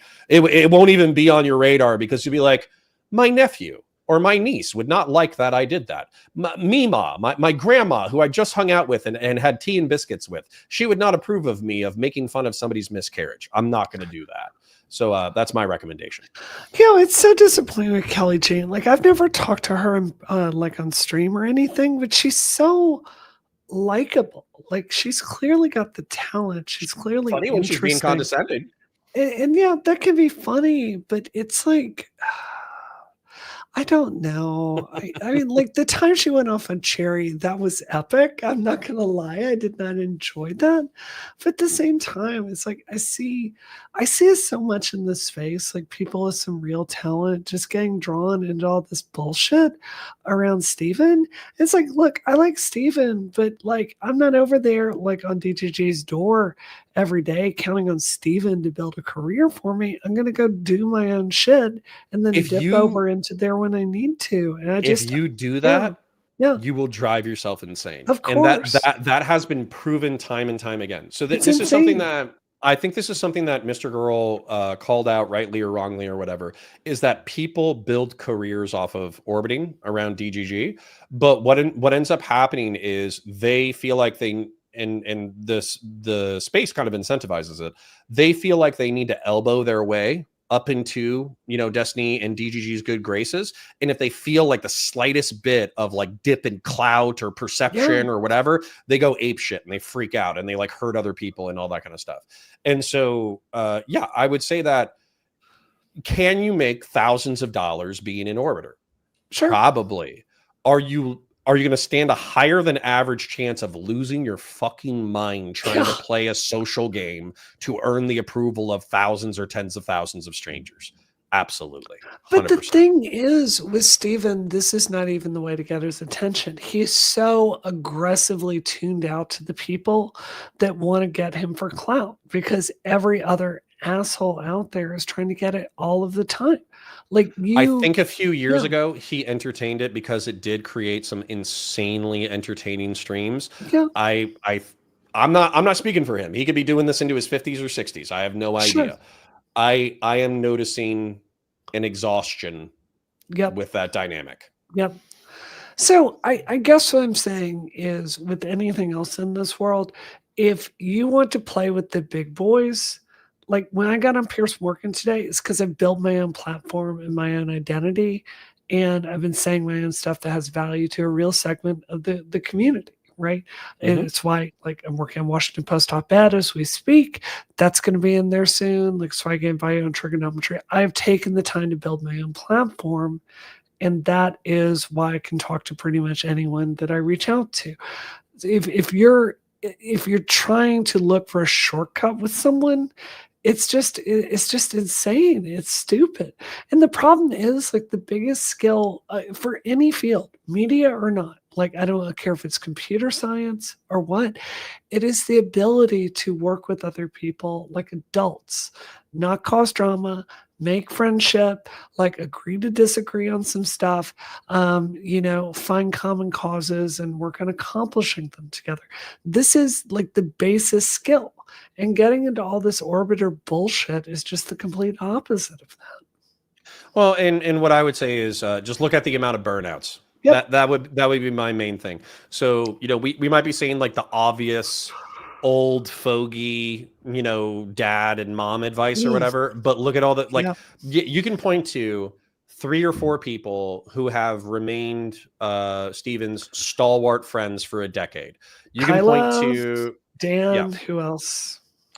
I think I don't know, like in Straight Raid's situation, they're in a different city now, but they were good friends for a decent chunk of time. I don't know if Mr. Mooten and him are still friends, but they were friends for a really long time. And then Dan is the other one who's been there forever. Sure. So you can point to half a dozen people who are still Destiny's friends consistently year after year, decade on decade. Whereas you can point to dozens of people who have burnt out because they were trying to play for the audience, basically. But Grassroots Hegemon says Dan has gone rogue. He misread the Mossad signals. Grassroots Hegemon later says the Mossad smoke signals were sent by me, for the record. Awesome. Good psyop. So one of the things, I'm reading this from the outside, okay? Maybe I'm doing a little bit of parasocial projection. I think that Dan, at least in that stream, he overplayed his hand a little bit. I would be interested to actually watch anything else tonight, because I feel like there was some tension where Destiny is like, you just hate Forethought, so you're trying to get him fired. And Dan is like, yes, I am trying to get him fired, but I also think he's a piece of shit and an asshole. Therefore, I'm still justified. But I feel like there was some, real tension there of the dynamic. But Grassroots Hegemon for another $10 says, what you don't know is Kelly Jean never even entertained my offer to join the IDF, obvious anti-Semite. Is she Jewish? Is she Jewish enough to return to Israel? I don't know that reference. Christian Blair says, for $5, thank you again, buddy. Destiny is black pill given Trump win. He's moving away from drama and more towards political legitimacy, which is actually, by the way, that's scary for me. It's funny. He's moving more towards political legitimacy. I don't know if you've seen my post 3 to 5 times a week. I'm leaning more towards drama because people love drama. They just do. So I want to pull serious things out of drama, but people click on drama videos more than they click on dry political commentary. Yeah. Oh my goodness. So Connor, I need to tell you my voice is giving out, and I would love to wrap up if you don't mind. Nope, that's fine. I'm actually going to hang out with chat. We'll probably go for 2 hours flat. I do have a fairly, how do I say this? I do have a fairly busy evening as well, so this is actually pretty convenient. Are you doing anything after the show? Mostly hanging out with the wife and getting ready for tomorrow because I'm a wage cage and a slave. However, I did have a really cool day, actually. So I went to work, but after work, my son had karate. He's a part of Black Belt Club. So he's higher level karate. He's doing cooler things than the average karate person. And then in order to watch my other son, while my first son was doing karate, I went to the dog park with my 2-year-old. And that's so sweet. It was a blast. He is a monster, and I love him, and I think he's so funny. But yeah, you run, take care of yourself. Well, I'm happy we got to catch up. Before I go, we do need to have a long call and just catch up on everything. But I've really missed hanging out with you, Connor. It's same. It was a really, really hard election to work. I felt like part of it was the switch halfway through, and part of it was going so heavily on fundraising, which I had not done before, and kind of learning those ropes. So this was a really, really difficult cycle. It's not my first election to work. It's certainly the most heartbreaking. It is so much easier to be on the sidelines and throw rocks at everybody and be like, oh, I'm just going to vote for this person, but realistically I don't care what happens. and criticize everyone, it is so much easier to do that than to get invested in an Yes. electoral outcome and then Yes. have the electoral outcome not come to fruition. It It's actually, like, it hurts, like, emotionally. So I understand it because and the reason I think I'm less upset is because I'm just numb from losing so many elections at this point in my career. So Oh, I geez. hear you, but I just on a personal level, I've really missed hanging out with you. And yeah, you're gonna have to come on the Dollcast sometime and hang out with all the girls. I'd love to. Taftaj. So I don't know. There's the one gal who's actually super famous. Like, my wife knows her. The one of the Kelly Canigan. Kelly. Yeah, Kelly. She's My wow. I love Kelly. Kelly's like a younger Brianna with no filter. Like, nice. she's amazing. I love her. Yeah. So my wife knows and follows Kelly, and then Taftaj is obviously like, I love that there's Loved a her. trans gal that you know, all my chat sims for, and you know, Really? and oh yeah, there's like a bunch of Oh, your super chat. straights. You should go tell Taff that right now. Go on Twitter and tell her you think she's pretty. I'm sure she'd love to hear that. There's a bunch of super straights in my chat that are like, listen, Taftaj makes me question. Look, hand to God. But she also reads dissident right-wing philosophy, and I think that's really interesting and crazy. She is like, if you like, I've gotten to know those girls. Like, as a hand to God, it's the exact same as hanging out with cis friends. I don't know how you cannot think they're women, but whatever. And Sky, nobody knows Sky. This is talent I found from nowhere. Sky is super hot and super cool and super nice, and you'll like her because she's extremely Christian. And she's slightly right wing, so excellent. We'll build a coalition. There's dozens of us now. You gotta come out with the girls. We're having Richard Hanania on this week, which is very exciting. So nice. Oh my goodness. Nice. Well, run, save your voice. I'll find something entertaining for chat for 20 minutes, and then we'll all get out of here. Amazing. Misty Connor, we'll talk soon. Absolutely. Have a great night. Bye. Destiny, Grass, you're touching on for another $10. Says Destiny has a pretty fair few good friends: Dan, Ukrainian Anna, Irrelevant, Loner Box, Boxless Loner, Dylan, lots of keepers. Yeah, of course. But I think that what we can point out here is that Dan is a multimillionaire. He's doing his own thing. He just happens to be Destiny's friend. He doesn't need to be Destiny's friend. He chooses to be Destiny's friend.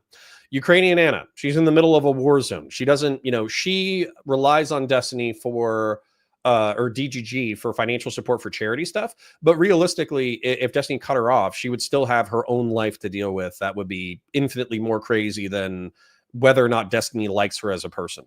Irrelevant is also like a super chill dude. He's got to be one of my favorite guys in the space because he's actually like the chill kind of stonery gym bro nerd, but also really fun vibe. It's exactly who he is. So he's not pretending to be anyone else. He actually just is him. And he's him in drama. He's him in content. He's him in the real world. And so I like Irrelevant's consistency and his virtues. Lonerbox too. He has his own platform. I think he has a 100K plus political channel. He has his own live stream channel that I think gets a few hundred to maybe 1,000 live viewers now. He has his own thing. And then Dylan is obviously such a good dude, but Dylan built his own platform off of Hippy Dippy. He's going to have some platform and respect for the way that he's conducted himself. And then also he gets like mad props that are far larger than his size just for being a on the ground reporter for Ukraine. So yeah. Cacophony says, damn it, you didn't culture tester. Sorry if I missed your chat, but we did get distracted by donations. Christian Blair says, for $20, in a political landscape where DGG and Destiny are as dangerous as the memes, Hassan, Vosh, and Mike from PA are corpses. It says corposes, but I'm assuming corpses. Yeah, I think DGG has a extreme advantage right now. So Hassan, to my knowledge, has only mobilized his audience for charities. He's never done on the ground stuff. Vosh has only done on the ground stuff from through PV. And I'm not trying to talk too much smack, but I'm talking a little bit of smack. I think he only had like 2/3 of the people show up compared to Destiny, and he did not seem as engaged.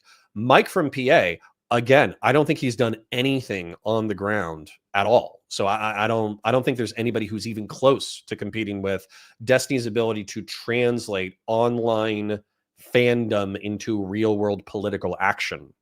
Weld QC John for $10. Thank you for the donations tonight, guys. Obviously, Grassroots Hegemon carries it, but we also got Christian Valeris in here a couple of times. We got Weld QC John a couple of times. I hope you guys are doing well. Thank you for the donations.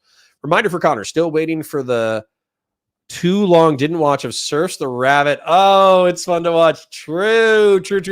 My apologies, Weld QC John. As a matter of fact, I think that'll be next. We'll do that. We'll do that like this weekend or something. We'll do that sometime in the next like week and a half. So my apologies for not being live for the past month and a half, but realistically, it's easier to fire up the camera, do a 10-minute rant on a drama, get 1,000, 3,000, 4,000 views. We only have 4,000 subs, so this isn't like a big YouTube channel, right? But then hopefully what we can do eventually is build an audience that consistently wants 3 to 5 drama videos a week, where they're just like, oh yeah, sure, I want to see Connor's take on this. And then as a result, eventually we build up some revenue. And then if we build up, we already have a little bit of revenue, obviously, thanks to your donations, but because of the rev share with the editor, it's mostly going to the editor because this just isn't as big as the Warhammer channel. And then the Warhammer channel obviously peaks and troughs. So I can't rely on that for a steady income. But the point is, if we built up, and I understand my commentary videos are not as high quality as Turkey Tom or Nick Diorio or Chud Logic, who are able to bring up all of the media that they're talking about while they're talking about it. I understand that. But I'm hoping that by consistently having decent takes, I can build up that audience that comes from my takes, and then we get, 5,000, 10,000 views. We get 5,000 to 10,000 views consistently on every video I post. And then boom, once you start doing that, you got to figure, let's say it's 40K views a week. That's 80K every 2 weeks, 120, 160, 160K. It's not a crazy amount of money, but it adds up over time, particularly when you have a large library backlog that people check out, that it does add up over time. There is a Discord. Let me share the link, and I might find something fun for us to watch real quick. I know people are they're vibing on the fact that we're wrapping up, but I don't know. Maybe I'll find a meme for us real quick. Let me post the invite for the Discord. I'm not as active as I want to be, but if you do tag me in replies or chats or send me a picture or whatever, I'll take a look at it. So here's the Discord that is sent. Audacity says at Counterfire, Mike from PA has done stuff on the ground, mainly lay on it, but I think that counts. Grey Jedi says at Counterfire, as the Counterpoint's senior black correspondent, I want to know what you think the Dems can do to help the black community without being idpol, woke, CRT, or whatever else. People are saying how the GOP got so many black votes, yet I don't see them doing anything to help, yet they get to virtue signal. No, I agree. You don't have to eliminate idpol. So what's interesting is I'm accepting Brianna's assessment of idpol and giga progressive rhetoric being a problem because I think there are problems with giga progressive language. However, I think that when you boil it all down, politics ultimately is idpol, right? I'm a veteran. I'm a Republican. I'm white. I'm mildly socially conservative. I'm mildly fiscally conservative. I'm definitely Burkean conservative. I have neoconservative sympathies, but I'm not a war hawk, right? So these are all facets of an identity. They're little labels that come with a certain level of like virtues and behaviors and all that kind of stuff. Now, I think when people refer to like toxic identity politics, they're of course referring to it as like racial or sexual or, sex-based or whatever. And that's because there's obviously a lot of diversity within those groups. But that's not to say that those groups don't have shared interest. And so I think what we need to do, or what Democrats need to do, is they need to appeal to the shared interest of all Americans, which is, relatively speaking, being safe in your community, treated well by your community, able to make a decent living, and able to take care of yourself, your community, and your family. And I get it that like a healthy chunk of like liberals and progressives online are nihilist hedonists. However, I think that most people who have friends, family, et cetera, normal social lives, they do care about being able to make enough money to take care of themselves and take care of their family and friends. So I think you need to talk to shared interest. And if there's specific interest, like let's say police brutality is more of a concern in the Black community, that doesn't mean police brutality isn't a concern for all of Americans. It might not be as large of a concern for white Americans, but you can still speak to police brutality. Daniel Shaver is the perfect example. That man was killed by law enforcement despite being unarmed and largely complying with orders, and the cops exacerbated the situation to the point that they killed him. Philando Castile is another example. That was a Black gentleman, but he was a citizen. He was like a normal dude with a concealed weapons permit, and the cops killed him unjustly, right? You can talk to you can talk about police brutality without it being exclusively about, I don't know, what I would view as hardened criminals. Audacity says a Counterfire Mike from PA. that was the joke. Christian Blair says for $10. Thank you for the donos tonight. Your brain is stuck in 1995. True. I did say on 95, and I wanted to say Windows 95. If I was a more competent debater, I would have said Windows 95, but everybody got the joke, so it still worked. Audacity says at Counterfire, it doesn't matter what you're as good as Turkey Tom. You're a vet dad like me, so that's good enough. Thank you, Audacity. I do appreciate the love. There's the links. Thanks. Laugh my ass off. No way. Not sure. Mike, you guys are being mean to Mike from PA. Hoping Connor pops off for the selfish reasons of more content and more video game discussion. He needs to play Revengeance. True. Y'all want to watch the... there's got to be some silly things going on, but the main thing is the new Secret Level trailer. Only for a second do we get some Space Marine 2 reveals, but I think I'll share that with you because we're about to hit 2 hours right now anyways. So I might as well share this with you fine folk before we get out of here. And I'm sorry the stream's short, but like I said, we got we're busy, right? We got families, we got jobs, we got all that other kind of stuff. So, all right. So let's take a look at this. Tell me if you guys don't have the audio. Christian Blair, I'll do that in a second. Let's tell me if there's any, if you don't. So I for sure am going to watch the Space Marine and Unreal Tournament one. I don't know about the other ones, but sorry, my bad. I will check out the ones, especially if you guys say they're good. So I'll check it out. But the somebody said something. Oh, let's check out the Mike from PA. Oh no, Project Veritas. Project Veritas, Mike from PA. Veritas, Mike from PA. Is this the one where he brings... Oh, dude, you're going to make me do this. You do not have to... you do not have to pay me for this. But we can watch and cringe together, okay? Oh, no.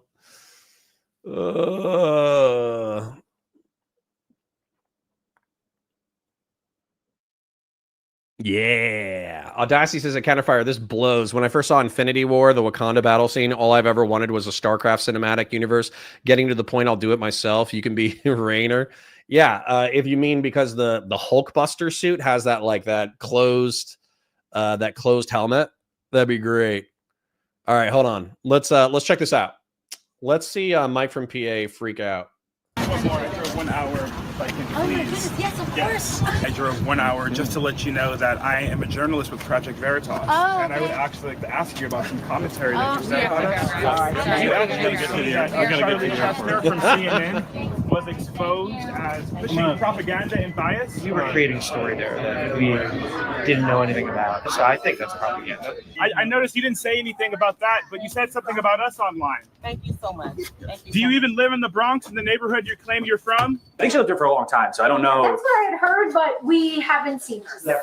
Nobody saw her, no. Yeah. Everyone in the community never seen her. We investigated that. Turns out actually to be perhaps misleading. Thank you so much.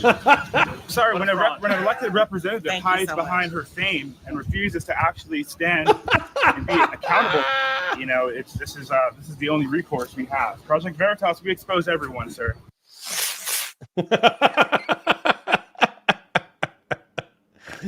Oh, Mike.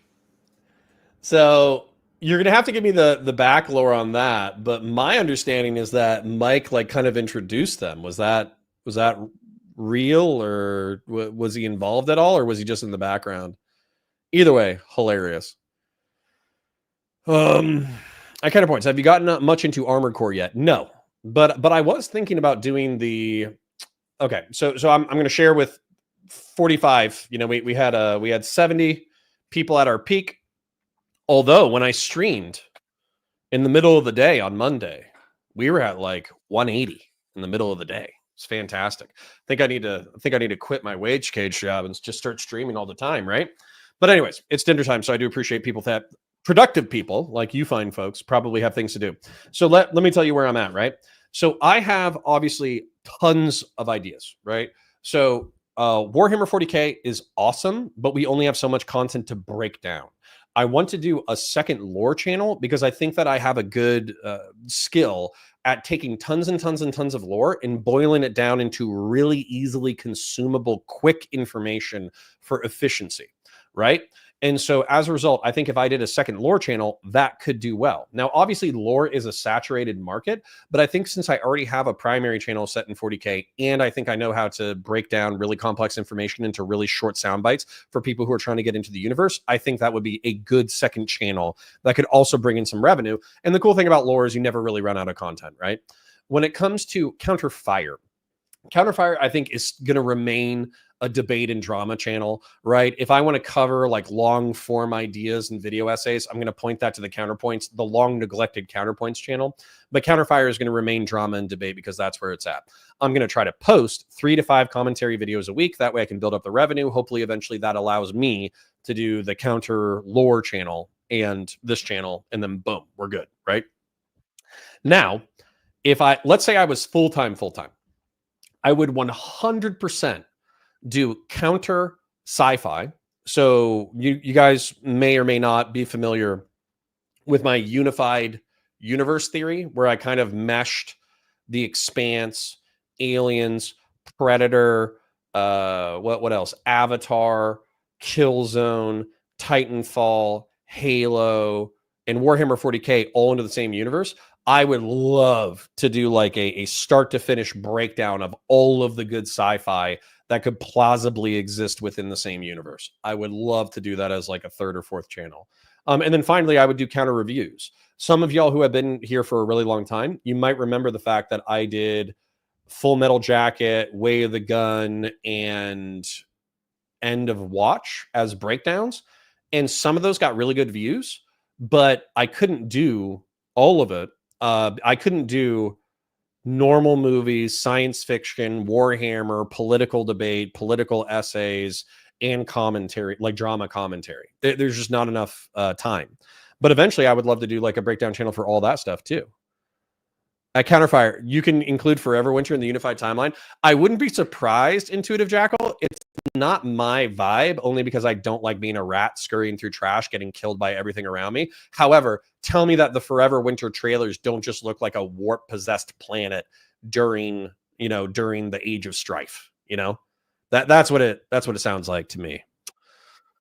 At Counterfire, I seriously think if you split the channel with TV movie reactions, you could get tons of views. Maybe, and that's the other thing too. There's a thing in business, right?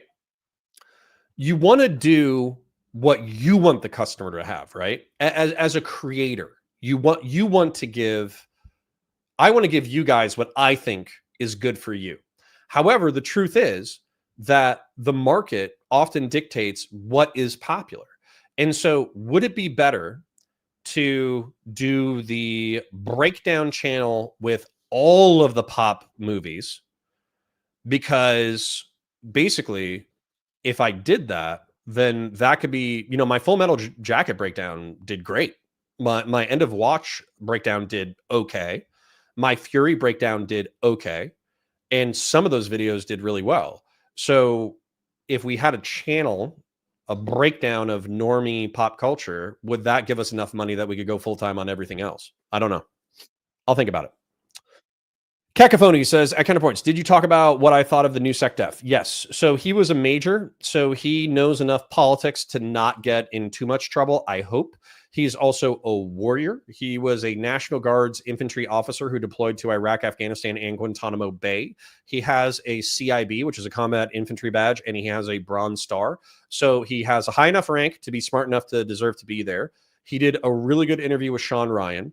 He talks about warriorhood. He talks about, lethality. He talks about, improving the military from a functional perspective. And I think that all of those things are good virtues. I would say as a former Marine, he basically says everything I want to hear. Now, am I worried that he's going to be a little unquestioning of Trump when Trump wants to do some wild shit? Yeah. But, time will tell, right? He has "We the People" tattooed on him. Which basically tells me that he should be, I'm not saying he is, but he should be a constitutional loyalist. He should be an American loyalist. Good thing you have a hot wife, lol. I'm not sure what that's in reference to, but I do love my wife and she is pretty hot. Intuitive Jackal says at Counterfire, oh yes, it does. It also has chaos vibes to it too. For example, there is a Merkava tank with dead bodies attached to the tank. Exactly. Yeah. Yeah, C-Dub says, yeah, not worth spreading everything too thin. Yeah, dude, if I had unlimited time, like if I could work for myself, I would spend 60 hours a week, every week, 3D printing, firearms, science fiction firearms that I could sell to the public. I would stream probably 25 to 30 hours a week doing, political and drama commentary. And then I would also do 3 to 5 commentary videos a week. I would do 1 Warhammer breakdown video a week. And I would do 1 Warhammer lore video a month. That's what I would do if I was full-time. So Grassroots Tetramon for the $10. I am so serious by YouTube, but the volume of terminally online memes you missed is staggering. Interesting. I know his background, just didn't know what you thought since a lot of people are pulling the talk show host. Nope. He's competent enough for the job. Yeah, Christian Valera says he's 100% rolling over for Trump. That would be my concern. Just don't mix Dune into your combined universe, Cotter. I'm going to. As a matter of fact, that's how the pariah gene was created. Was that the whoever emperor whatever worm god the fifth? He separated his group of humanity, separated their souls from the warp, which is how they are able to be independent agents that thwart. That's funny.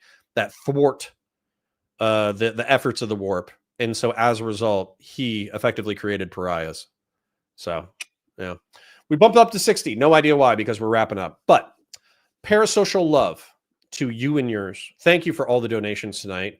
18 total donations. Audacity, Grassroots, Hegemon, Old School, all of you guys leading the way. Christian Valeris coming in strong tonight. Weld QC John, Astronaut Farmer. Man, y'all came through clutch tonight. Clutch. Literally, if every stream was like this, I would go full time. But unfortunately, I don't want to put that financial pressure on you guys. Audacity says at Counterfire, I tagged at Counterpoints by accident. Hulkbuster looked like a firebat. Thanos army looked like Zurg. And the one chick looks like Zurg Kerrigan. Elizabeth Olsen could play human Kerrigan. Agreed. Absolutely agreed. I was a big fan of that battle. And I am a fan of high quality StarCraft battle cinematics. I love me some Terran Marines. I don't like how their head and their armor and the thing is like circular. Like I think that's a little goofy. I understand that if you grew up on it, you probably love it. I do like more like a Spartan helmet or a Space Marine helmet. I'm more of a fan of that aesthetic, but it's obviously badass. And that arming sequence where you see the convict get into his suit and it locks all around him, and then he's like smoking a cigar and he has the glass visor. Yeah, that one's sick. Audacity says, love you, buddy. Hope you and Mrs. Points and your kids have a great winter. We will. Thank you kindly. All right. Parasocial love to you and yours. I have not had food since probably 1 p.m. today. So I am going to go eat. Sincerely, thank you for hanging out. Thank you for all the donations. I know there's 10,000 other ways you guys could spend your time. And the fact that you chose to spend your time with me is an honor. It's deeply appreciated. And thank you for spending some of your hard-earned money on my humble channel. Very, very, very much appreciated. The Goliaths from StarCraft 1 are my favorite. True and based. All right. Parasocial love. Good night.